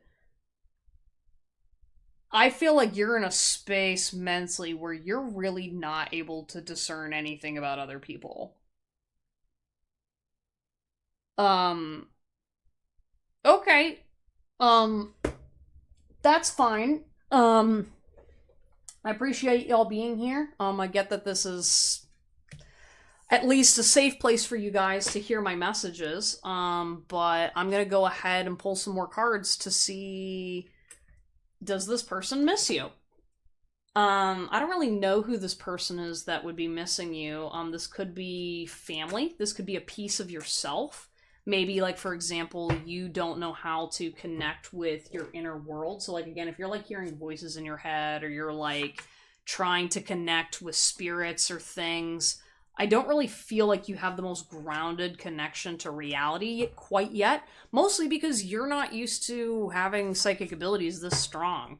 I don't feel like anyone ever, like, I do feel like you've called yourself a freak a bunch of times. Like, there's a lot of like self-harm type energy, which was taught to you generationally as a form of self-regulation. You know what I mean? Like, with stuff that other people can't understand, what are they going to do? They're going to be antagonistic towards you. And I feel like you've inherited the voices of ancestors that have been suffering for generations, when it's like, yeah, you have psychic superpowers, and like when you turn yourself and turn your back on yourself, it's going to hurt, and it's going to result in a generational gremlin, that is just an amalgam of like different voices inside your head.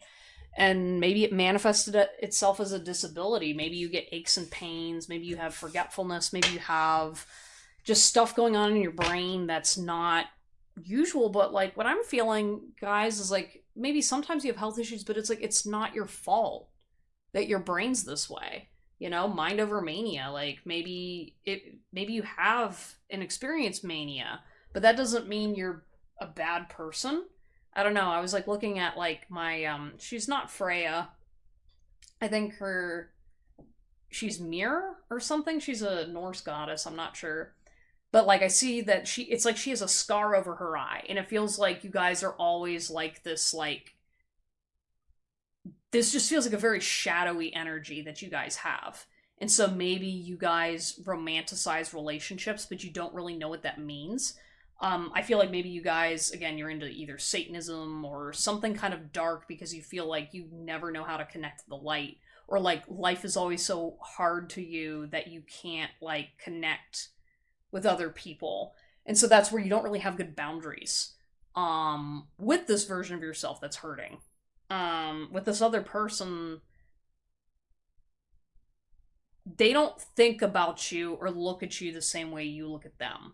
So like, what I'm feeling with you guys, like, you guys definitely like lack empathy, or there's like, you say you experience empathy, but again, you experience feelings and thoughts. This isn't actual like experiencing the emotions of another person.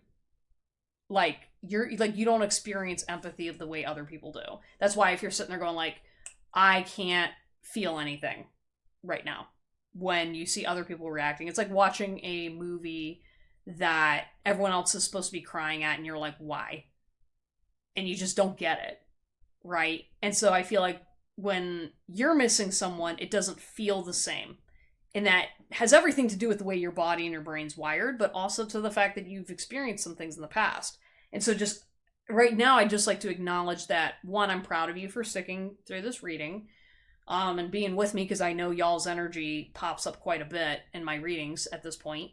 But like, I want you to understand that you are a human being, and this is a human experience. It's just that when you're trying to relate to other people, you're not going to relate the same ways. And that's why you have to teach yourself coping skills, that way you can have healthy relationships with other people, and just understanding that the experiences inside your body and your brain are not what other people experience. Especially because, like, yeah, if you went through some crazy ass shit, like, it doesn't matter if people believe you. I believe you. But I want you to understand that, like, you can't connect with people if you're always bringing up that crazy stuff. You know what I mean? It's kind of like there's a certain point where you gotta let it go, because you're harming yourself by staying attached to this frequency. And again, it's unstable, but like, you're used to instability being what you consider safe because it's familiar, right? And so learning to kind of like self-soothe, or like learning how this version of you that's struggling to just slowly ease back to a safer frequency. Again, maybe you were traumatized as a kid and that's why you can't connect to it. Or again, some of this feels like genetics. Like, again, if you have like a mental health disorder, like, and you're struggling with schizophrenia and you never knew it, you don't have to beat yourself up for not being able to fit in. Because it's like, yeah, you're going to encounter things that don't make any sense to other people, and you're going to be kind of on your own sometimes. But that doesn't mean you're never going to figure out what it means. You just got to learn to communicate with it better. You can't be real. There's no one else who matches your light. Yeah, I don't know if you guys like see energies or things. You're constantly being like, okay, am I here right now? Let me just touch something, feel something. Which totems might be a good reference for you. So, for example, if you've ever seen Inception, you know, when the guy's in the dream state, he's got a totem to tell if this is the reality or not. Um, yeah, maybe you guys disassociate. Maybe you got DID or like a mental health thing where you're not always able to tell what the truth is. And so that's why you get caught up in conspiracy theories, because it's like you're picking up maybe on a piece that's real, but then you get down these rabbit holes because they feed an addiction and something that fits your brain pattern that isn't based in reality. So it's kind of like that's why maybe, for example, you feel the world is so bad when it's not that the world it's in itself is bad. It's that what you have access to, because first you have your mental disability or whatever's going on in your mental health, and then over here is a predatory person who goes, oh, a vulnerable person, let me just, you know what I mean? So then you think everybody's like that, and instead you take it out on the normal people who could keep you safe, and then you continue to go back and loop with the narcissistic people, and then it gets worse and it compounds, right? So I feel like you guys are not used to empathizing with people because you have been needing to mirror narcissistic people for a long time, because that's the only people you had access to, because all the quote unquote healthy people don't want to be around someone like you. And you know this, but there's shame in that. When really it's like you're probably very psychically spiritual or gifted. I see you as someone, you have a great taste in art, or like, for example, you really are like, maybe you care about animals and nature. There's like all kinds of a variety to you guys, but you have like really unique, specific gifts, but people don't want to give you the love that they share with everybody else, especially in the spiritual community, because it kind of feels like this energy of like, oh, love and light and all that stuff. And you're like, that's complete and utter bullshit, because you guys abandoned me just like everybody else. And I want you to understand, like, it's not your fault that they don't know how to love you. Okay? Like, everybody deserves love. You just need to find the right frequency for you.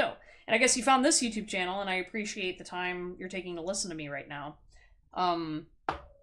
But I will say it is going to be a journey and a challenge to connect with you, because if there's something within you that you're not willing to face, then it's going to be a lot harder to connect with people, and it's easier for frequencies that do like to mess with you to come in. And that's what's kind of happening, is sometimes there's frequencies that are distorting your ability to see the truth. That's why maybe some psychic self-defense would be beneficial to you guys. Music, art, men have no medium to properly describe and capture your glory. Yeah, I feel like this person that misses you, maybe they communicate to you through music, or maybe you're... I feel like sometimes,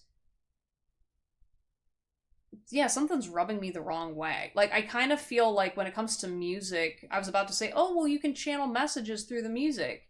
I feel like there's something about the fact that because you struggle to connect with other people, you need, like, neutral things that connect people to, like, so for example, like, music is a really great unifying thing, you know, because we all have human emotions and stuff, and even if you're sitting there like, I'm not like everybody else, you still get happy when you get to eat your favorite food. You know, there's still universal experiences, and so music is a really great way for you to connect with other human beings, because it's neutral.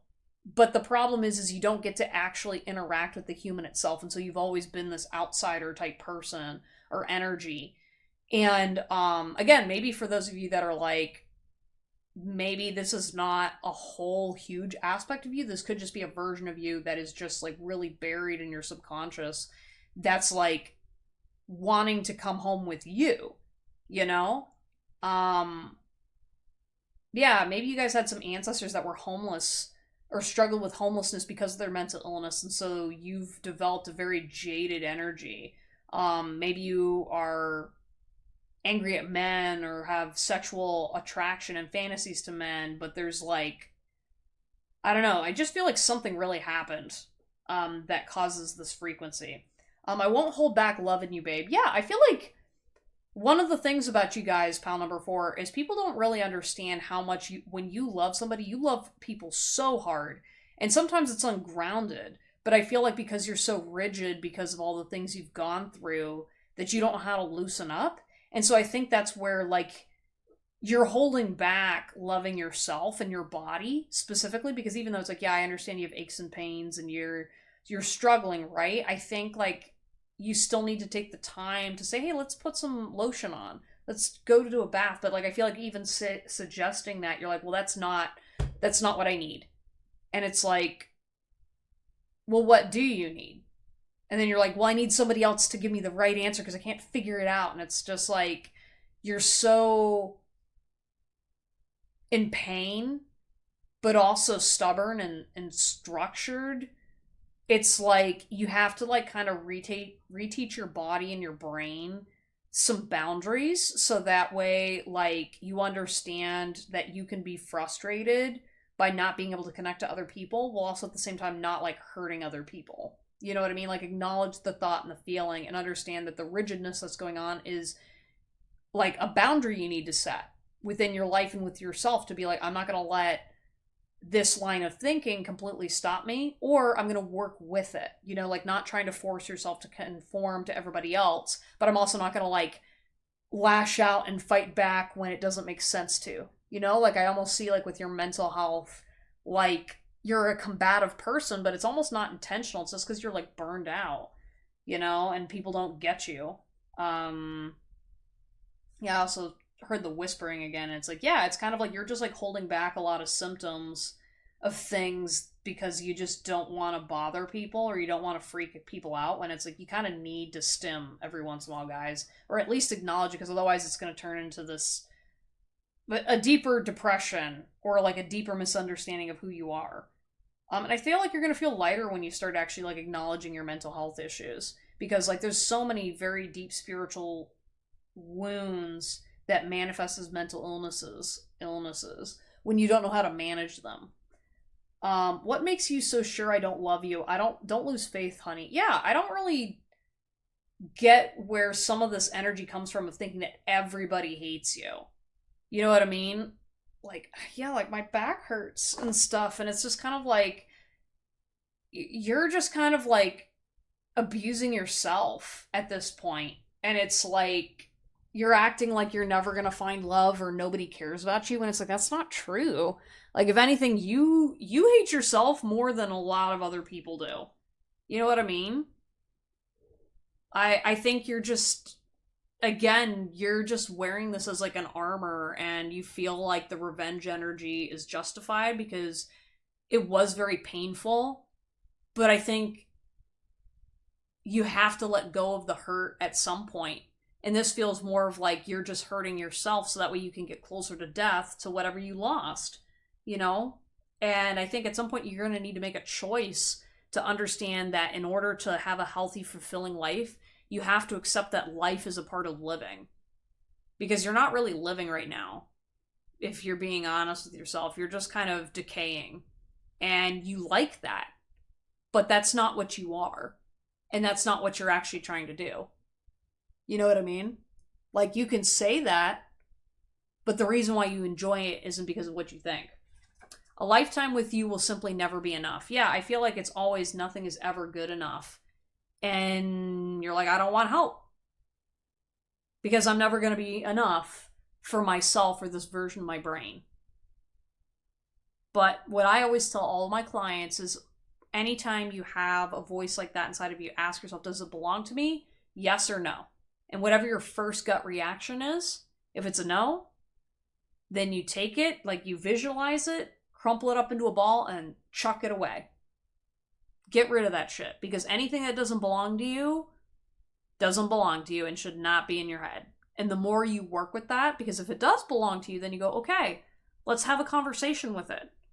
And 9 times out of 10, when you actually start talking to these pieces of you, it's just trying to put on a big scary mask, because that's how it was taught by the people around it, of how to acknowledge it. You know, like schizophrenia or all these other mental health problems, like a piece of you can intentionally make it scary because other people are afraid because they don't know how to manage it.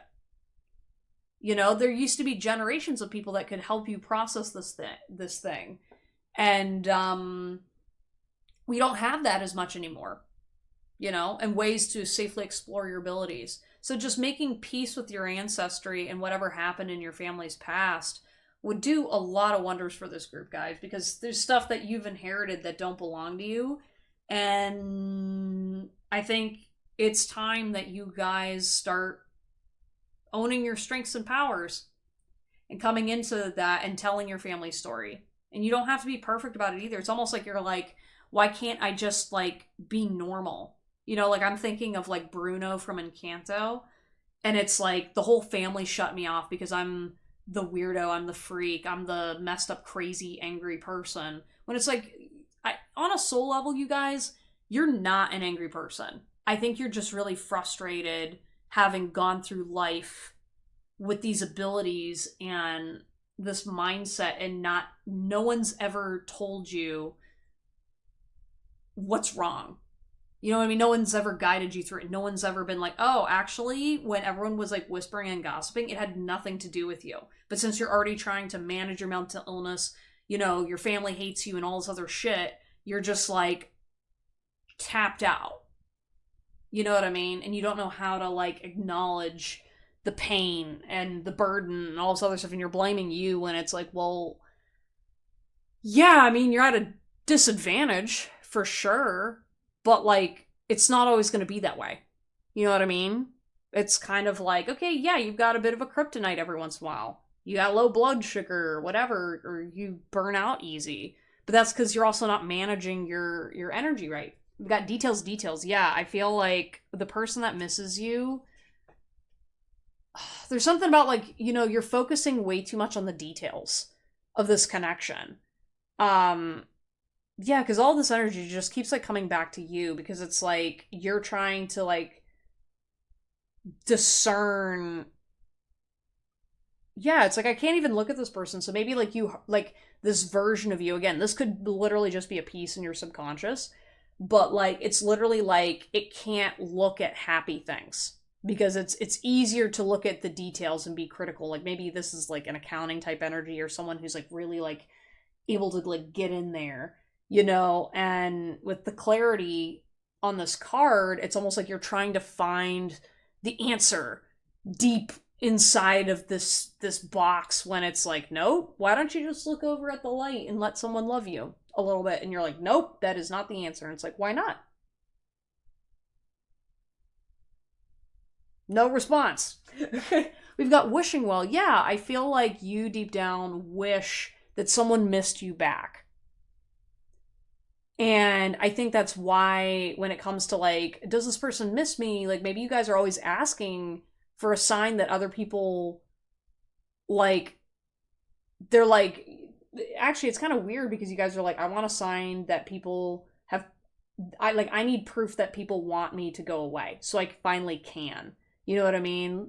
Which that's like really, really sad. I want to give you guys a hug.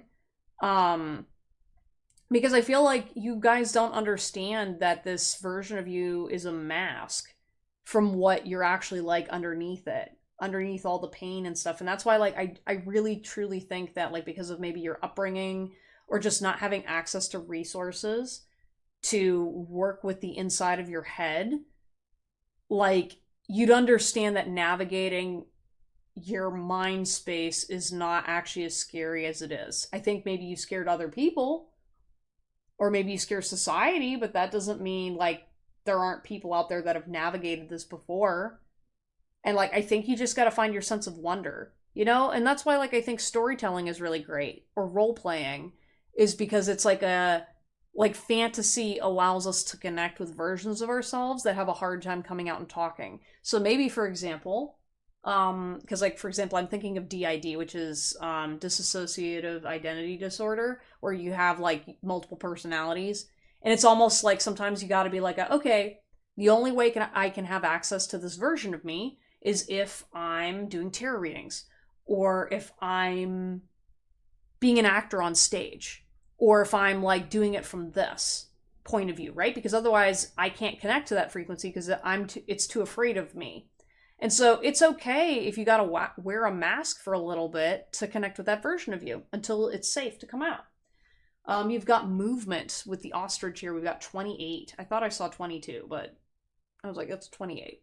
Movement tells me that, like, regardless of your connections with spirit and other people or other spirits and stuff like that, like, you are moving through this safely, ironically. I don't know if it's because you've been utilizing my tarot readings to kind of help you navigate, which in that case, I appreciate you guys, but please talk to a therapist first.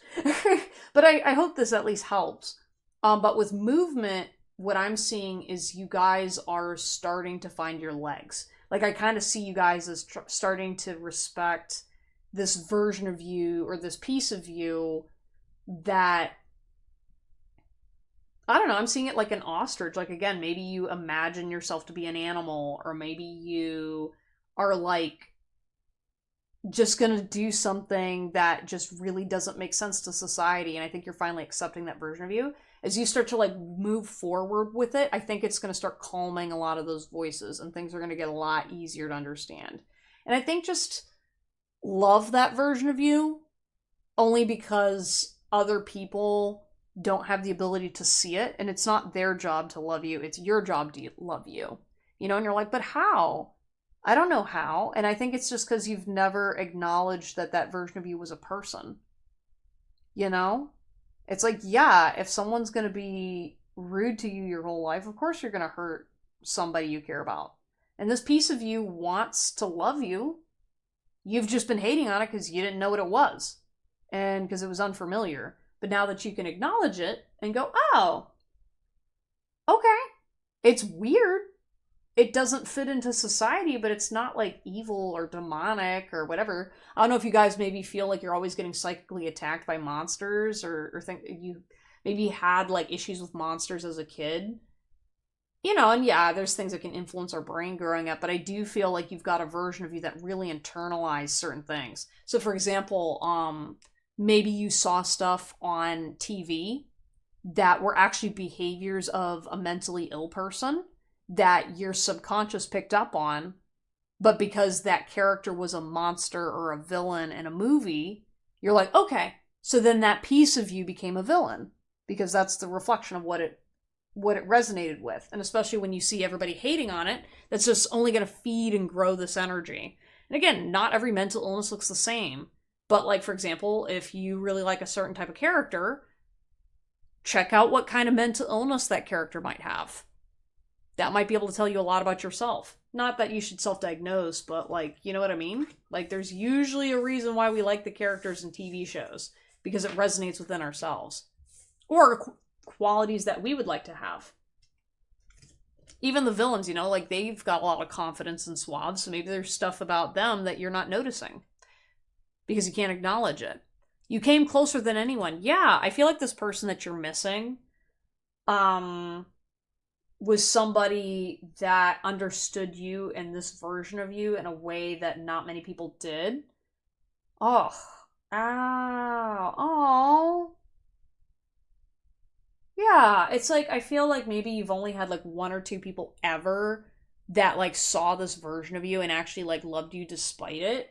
So when this person left, you're kind of just like, or maybe you don't even have this person, but it just feels like that first initial like trauma of when another human being saw this version of you and ran away screaming and crying or whatever.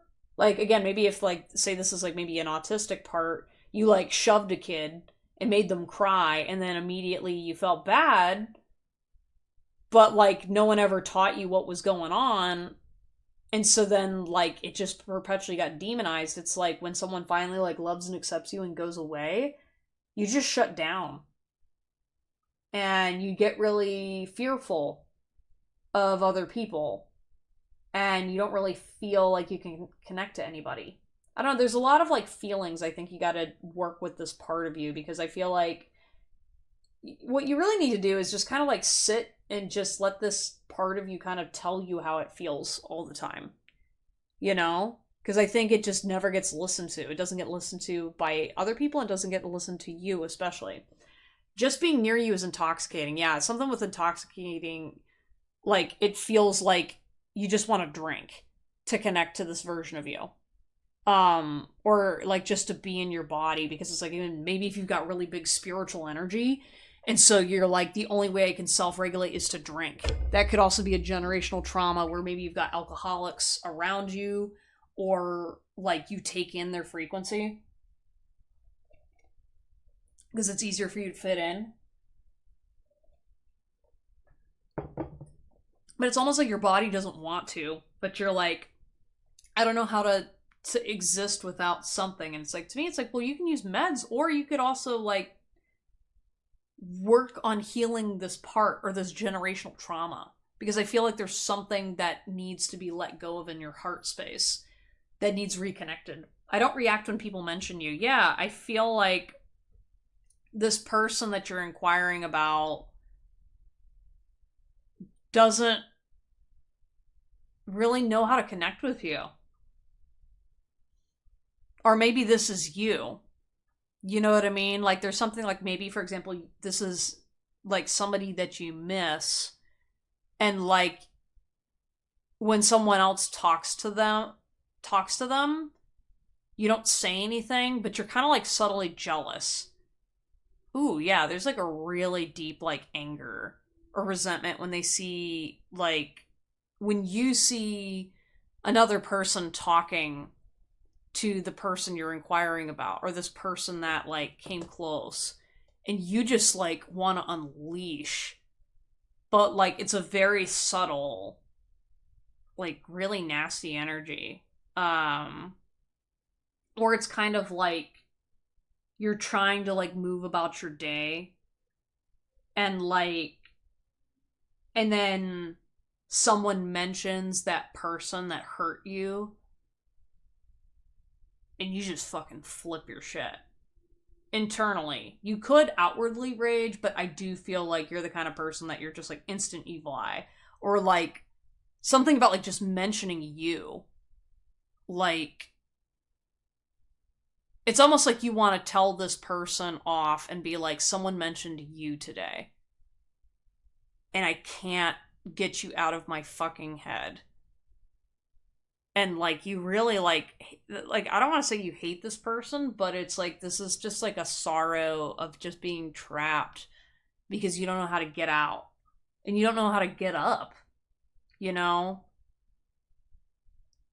And it almost feels like with social interactions in general, you don't know how to react to people in general, so that's why you kind of stay stone-faced. Again, this could have been childhood neglect that you faced. Maybe it was military, could be brain damage, but I definitely feel like there's this energy of like, because you're very emotionally repressed, or this version of you is, like, you don't know how to react normally. And that's why people continue to push you away, because they're like, I don't trust this person. This person gives me uncanny valley. There's something unsafe about them. And I'd be like, yeah, I'd say you're kind of unsafe to be around right now. Not, but like, it's not like you're just a dangerous person. It's the fact that, like, well, if you start using some coping skills, then you'd be safe for yourself first, and then you can work on your relationship with other people. I'm just here to help, guys. I know I was a distraction from your pain. Yeah, I think like this person that like you're hoping misses you knows that you don't really care about them in that way. That they kind of know that you're dealing with all this other mental health stuff, and they think that you are distracting from the love you should be sharing with yourself. And again, you kind of hate that because you don't really know what that means, because everyone talks about it, but it's like your version of love was not love that, like, you didn't receive the love that everyone talks about, if that makes sense. And that's why it's so painful. Yeah, I just feel like this version of you is just in so much pain that, like, you've been wanting and projecting onto this other person that if they miss me, or they acknowledge me, or they acknowledge my pain, I'm going to be free of them, when the reason why this person highlights your pain is because it's a reflection of you that you want to connect to. And you don't know how because you're blind to it. And I think, like, first you just need to acknowledge that you're in pain.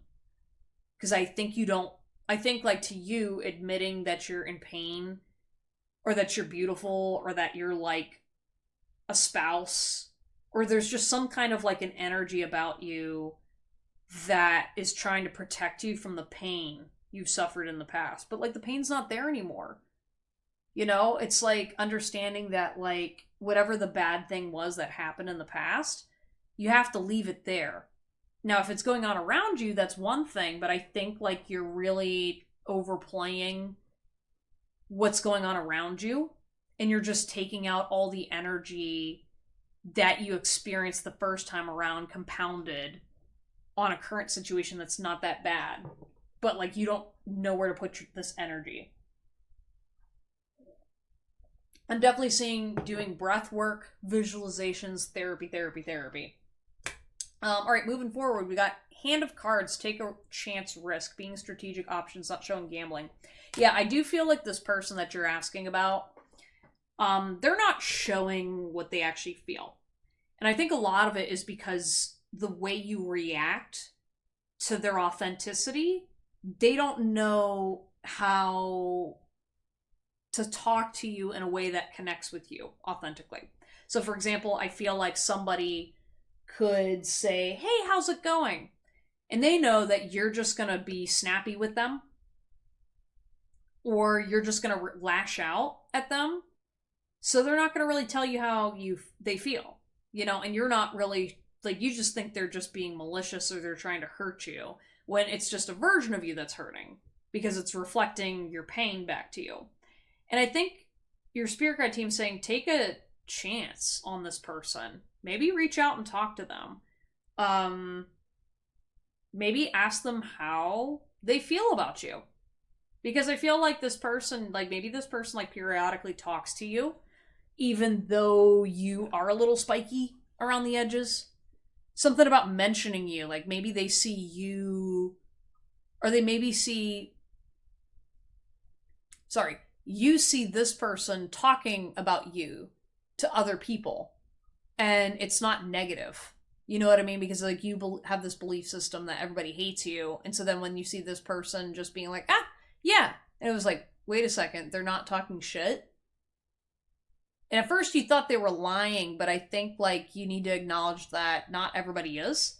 And I think, like, if you want to verify that, why don't you ask this person? And you're like, well, they're gonna lie again. And it's like, well, like, I'm sorry, but, like, not everybody's lying to you. I mean, you're sitting here listening to a tarot reader that's, like, actively having this conversation with you. Like, right now, this is just self-harm, you know?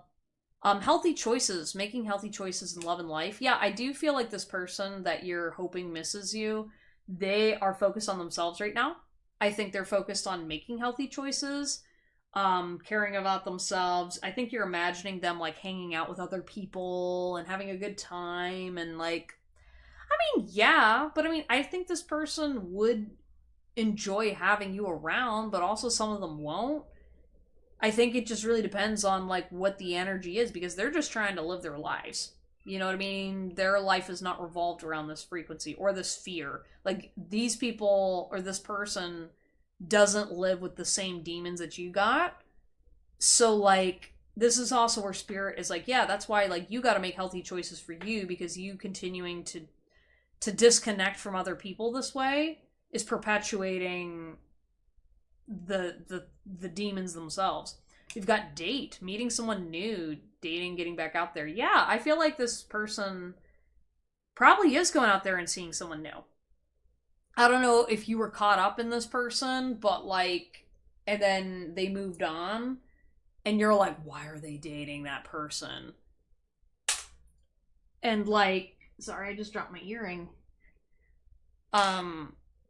Yeah, because they can move on. You know, you're not talking to them.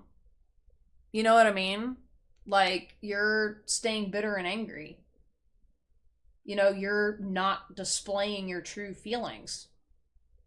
So, I don't know. But I do feel like this person's single. Not everybody is, but like with date, like I'm seeing like the guy by himself. It's kind of like you're sitting there just expecting this person to like walk up to you and ask you out or something. Or you're just kind of like, I'd rather just date myself. And it's like, I mean, okay, yeah, but like, I don't know. I just feel like you want to be by yourself, but then you're sitting here wondering if someone's missing you, you know? That doesn't make any sense, man. Like, why would they miss you if you want to date yourself?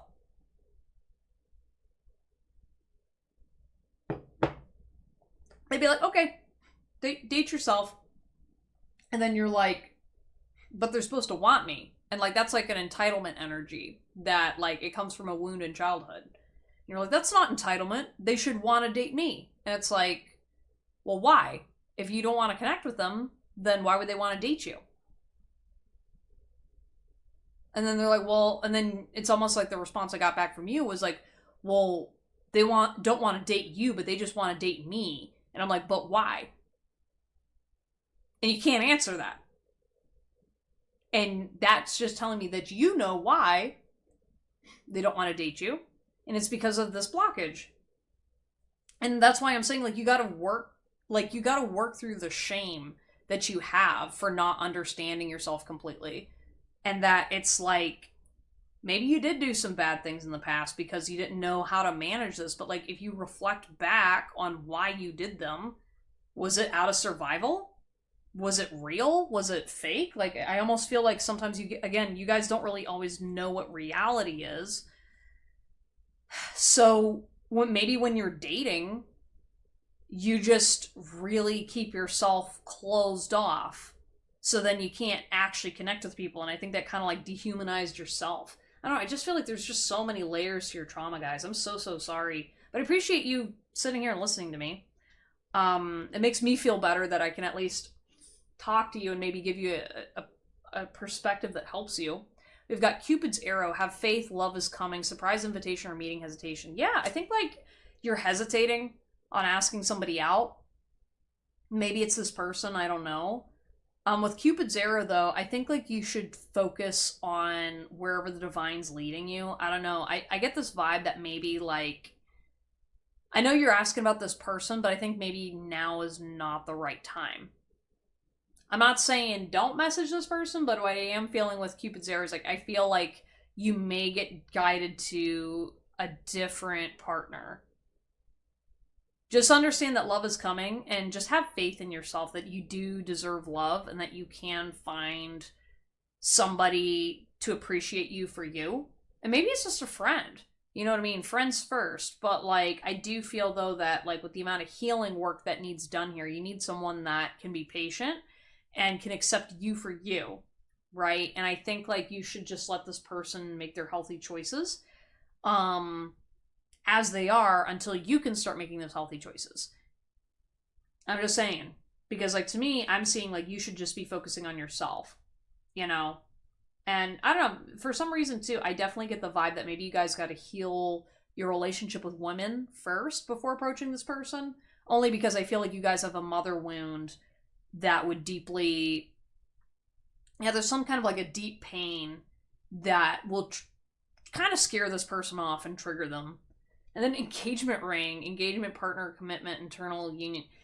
Yeah, like, I don't know, guys, but I get this energy from y'all that, like, you immediately want to marry a person. It's like, if you feel anything inside of you, you're like, oh, that's a person I gotta marry. Because you want to, like, kind of trap this person to make sure that they don't leave you behind. Because to me, like, I feel like marriage for you guys is... I can't feel the things that normal people do. I'm afraid of myself. I can't admit them out loud. So I got to get married to somebody to make sure that I have a retirement plan. Right? You're doing it as a strategy because you understand that I'm inherently evil and blah, blah, blah, blah, blah. I'm a bad person. And I just got to I'm not allowed to show emotions or whatever. So why should I give a fuck about taking care of anybody else? So then with this engagement ring, it's like, okay, it's a shiny ring, but like maybe this person, you're like, I want to marry that person because she's different or he's different and they make me feel something. And like the you came closer than anyone, I think that's where like I said, it's like a domestic violence in another pile reading I did where it's like it's literally like you'd be the type of person to literally go and kidnap this person and not consider it kidnapping because to you it's justified because you're trying to survive, right? You're willing to take extreme measures to ensure your survival. That's what this energy is coming from, guys, is because with your like, if I lose this person, I lose access to my ability to be a human being. And that's not healthy, okay? Especially with this engagement ring though, like I do feel like you have this like committed energy and like I am feeling Beauty and the Beast. You know, maybe you kind of need to take that time out to say, hey, I understand I have some energies and some things to work with, and I'm not capable of committing to a person when I'm in this energy or when I can't regulate this version of you. So, like I said at one point during this message, maybe like 30% of you resonates with this message and you're just kind of listening along to see what fits. Like, if you've got any version of this energy inside of you, you got to move through it. Like this isn't the kind of energy that you can sit and intellectualize. You have to like actively like work on it in your body. You have to like address the pressure that's building inside of you because this is the kind of stuff that it's been repressed in you for so long and generations. And so with the engagement ring, it's like maybe this is like that demon inside of you that you don't know how to fix that's preventing you from getting a spouse or a partner. You know, and it's like something about eternity, like it's about understanding your connection with the divine, that like you gotta marry yourself first internally before you can consider connecting to another person, you know, because I think right now, even like say for example, you had a really significant relationship in the past and it fell apart, or maybe you hurt a person because of this version of you, or maybe you never even opened up. What I'm feeling with you guys is like you have to come into union with yourself to understand that even if you try going after this person and it doesn't work out, first of all, going after the person is already the wrong word choice in what you're saying. It's literally like you have to teach this version of you to do Beauty and the Beast. You know what I mean? Like literally being like, hey, like, yeah, it's maybe a more primal energy, it still is a part of you, and it's got to get along with all the kids on the playground, you know, and putting it in timeout over and over and over again does not solve it. And that's something too, like something about y'all's energy. Maybe you guys had parents or people that didn't know how to discipline you appropriately. I definitely get that vibe where it's like, I feel like maybe you were the kid that they were like, oh, you're hyperactive or you're blah, blah, blah. And so they just continue to punish you instead of actually helping you. So then you never actually learned how to self-regulate. Yeah, with completion, I think like just completing the cycle and doing the work of learning that this isn't a version of you that you fix. This is a version of you that you work with actively. And like I said, with like the kid on the playground, it's like sometimes like, how would you approach that kid? Would you give them some fruit snacks and sit there and say, hey buddy, what's wrong?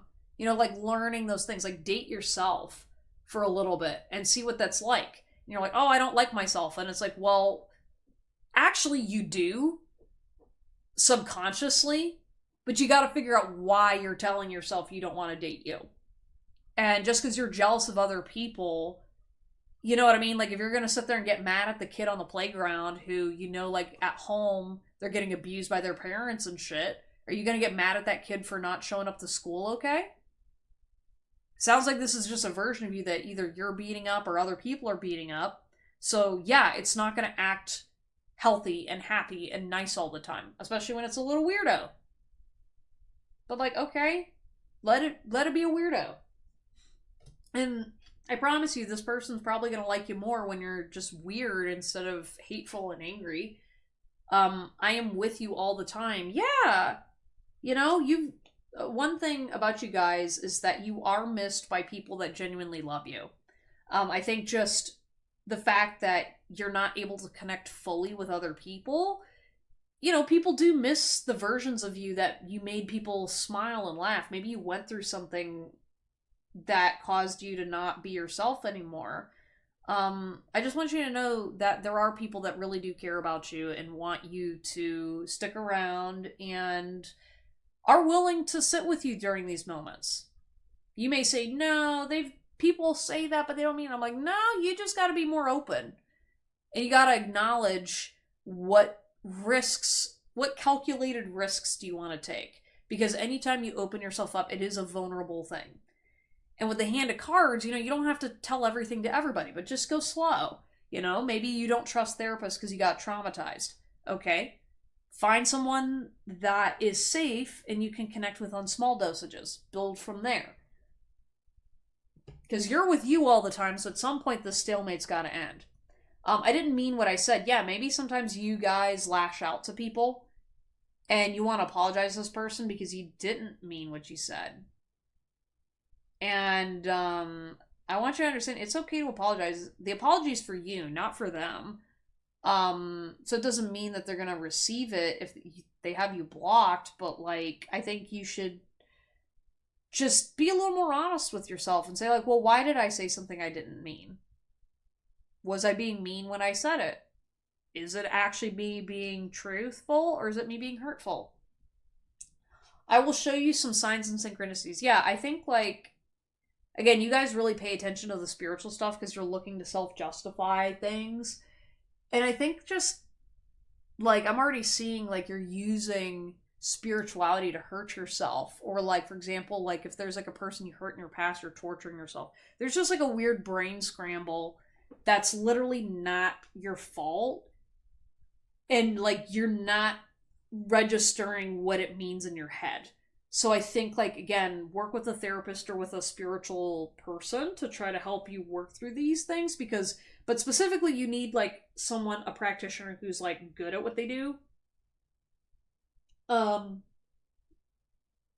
Simply because a lot of the stuff is not conventional. Like, this is not just like oh, I saw a butterfly and it means transformation. No, you guys are seeing stuff that's like, again, you've got some crosshairs wired in your head that don't serve you right now, but you need, like, a better foundation first before addressing the spiritual stuff. It will make me happy to see you heal. Yeah, I think, like, everybody's rooting for you. I'm rooting for you, obviously. You guys keep coming back to watch these messages, so that's reassuring to me that you're sticking around. And then also with the signs and synchronicities, I think, like, one, just an acknowledgement and reminder that a sign and a synchronicity will make you feel calm. It's not, like, looping or chaotic. That's probably something else in your head. Okay, signs and synchronicities, it's very clear from the universe. It's very, like, I wouldn't say peaceful, but it's definitely, like, you just kind of, you'll know. So if you don't get that knowing feeling, then that's not a synchronicity, okay? And you're like, what does a knowing feel like? Experience in your body. And usually it's like a peaceful feeling, or it's like, say, for example, you're doing something, and all of a sudden you are tuned in very suddenly, and like, you can't force it. It's like you're not paying attention. But I do think you guys, because you're still learning about your inner world and how it interacts with the outside, just have a little patience for yourself. But it's gonna get there. It's gonna get there. If anything, this is your sign that you're on the right path. Just keep, like, I'd say keep exercising, do your breath work, and just, like, work it through. And try to drink a little less alcohol. Obviously easier said than done if you're an alcoholic, but, like, try to tone it down a little bit, because when you're messing with substances, especially if you're, like, trying to smoke weed or whatever to help regulate, it's not going to help you. All right. And that's why I want you to understand that, like, working through this is work, and you're going to need to, maybe you need to take some time off of work. Maybe you gotta, like, do a retreat or get away from people for a bit. but definitely like understand that this is going to be like, it's a process. So you're not going to get it right away, and to have patience, which is easier said than done, but I'm cheering you on. Again, Cupid Zero is pointing you in the right direction, okay? Follow the love, guys. Follow the love. And this person, you know, maybe they do miss you. But just make sure that, you know, with this person, that it's not them missing a mask. You know what I mean? Because nobody that loves the real you wants to love just your mask. They want all of you. Okay? Yeah, anyways, sending you guys a lot of love. Thank you so much for watching this reading today. Please like and subscribe if it resonated with you, and comment down below if this helped you at all. Yeah, I just want to say you guys are so powerful and brave to be navigating what you're doing. I know you're like, I'm not navigating, I'm like falling apart. And it's like, well, you're still here. You are still here, and that is good enough to me. Because this sort of stuff is a lot. And there's not that many people out there that have experienced it, and it's a long road, but you're going to get there, and you're not alone. All right, so thank you for being here. Yeah, I will see you guys next time. Take care.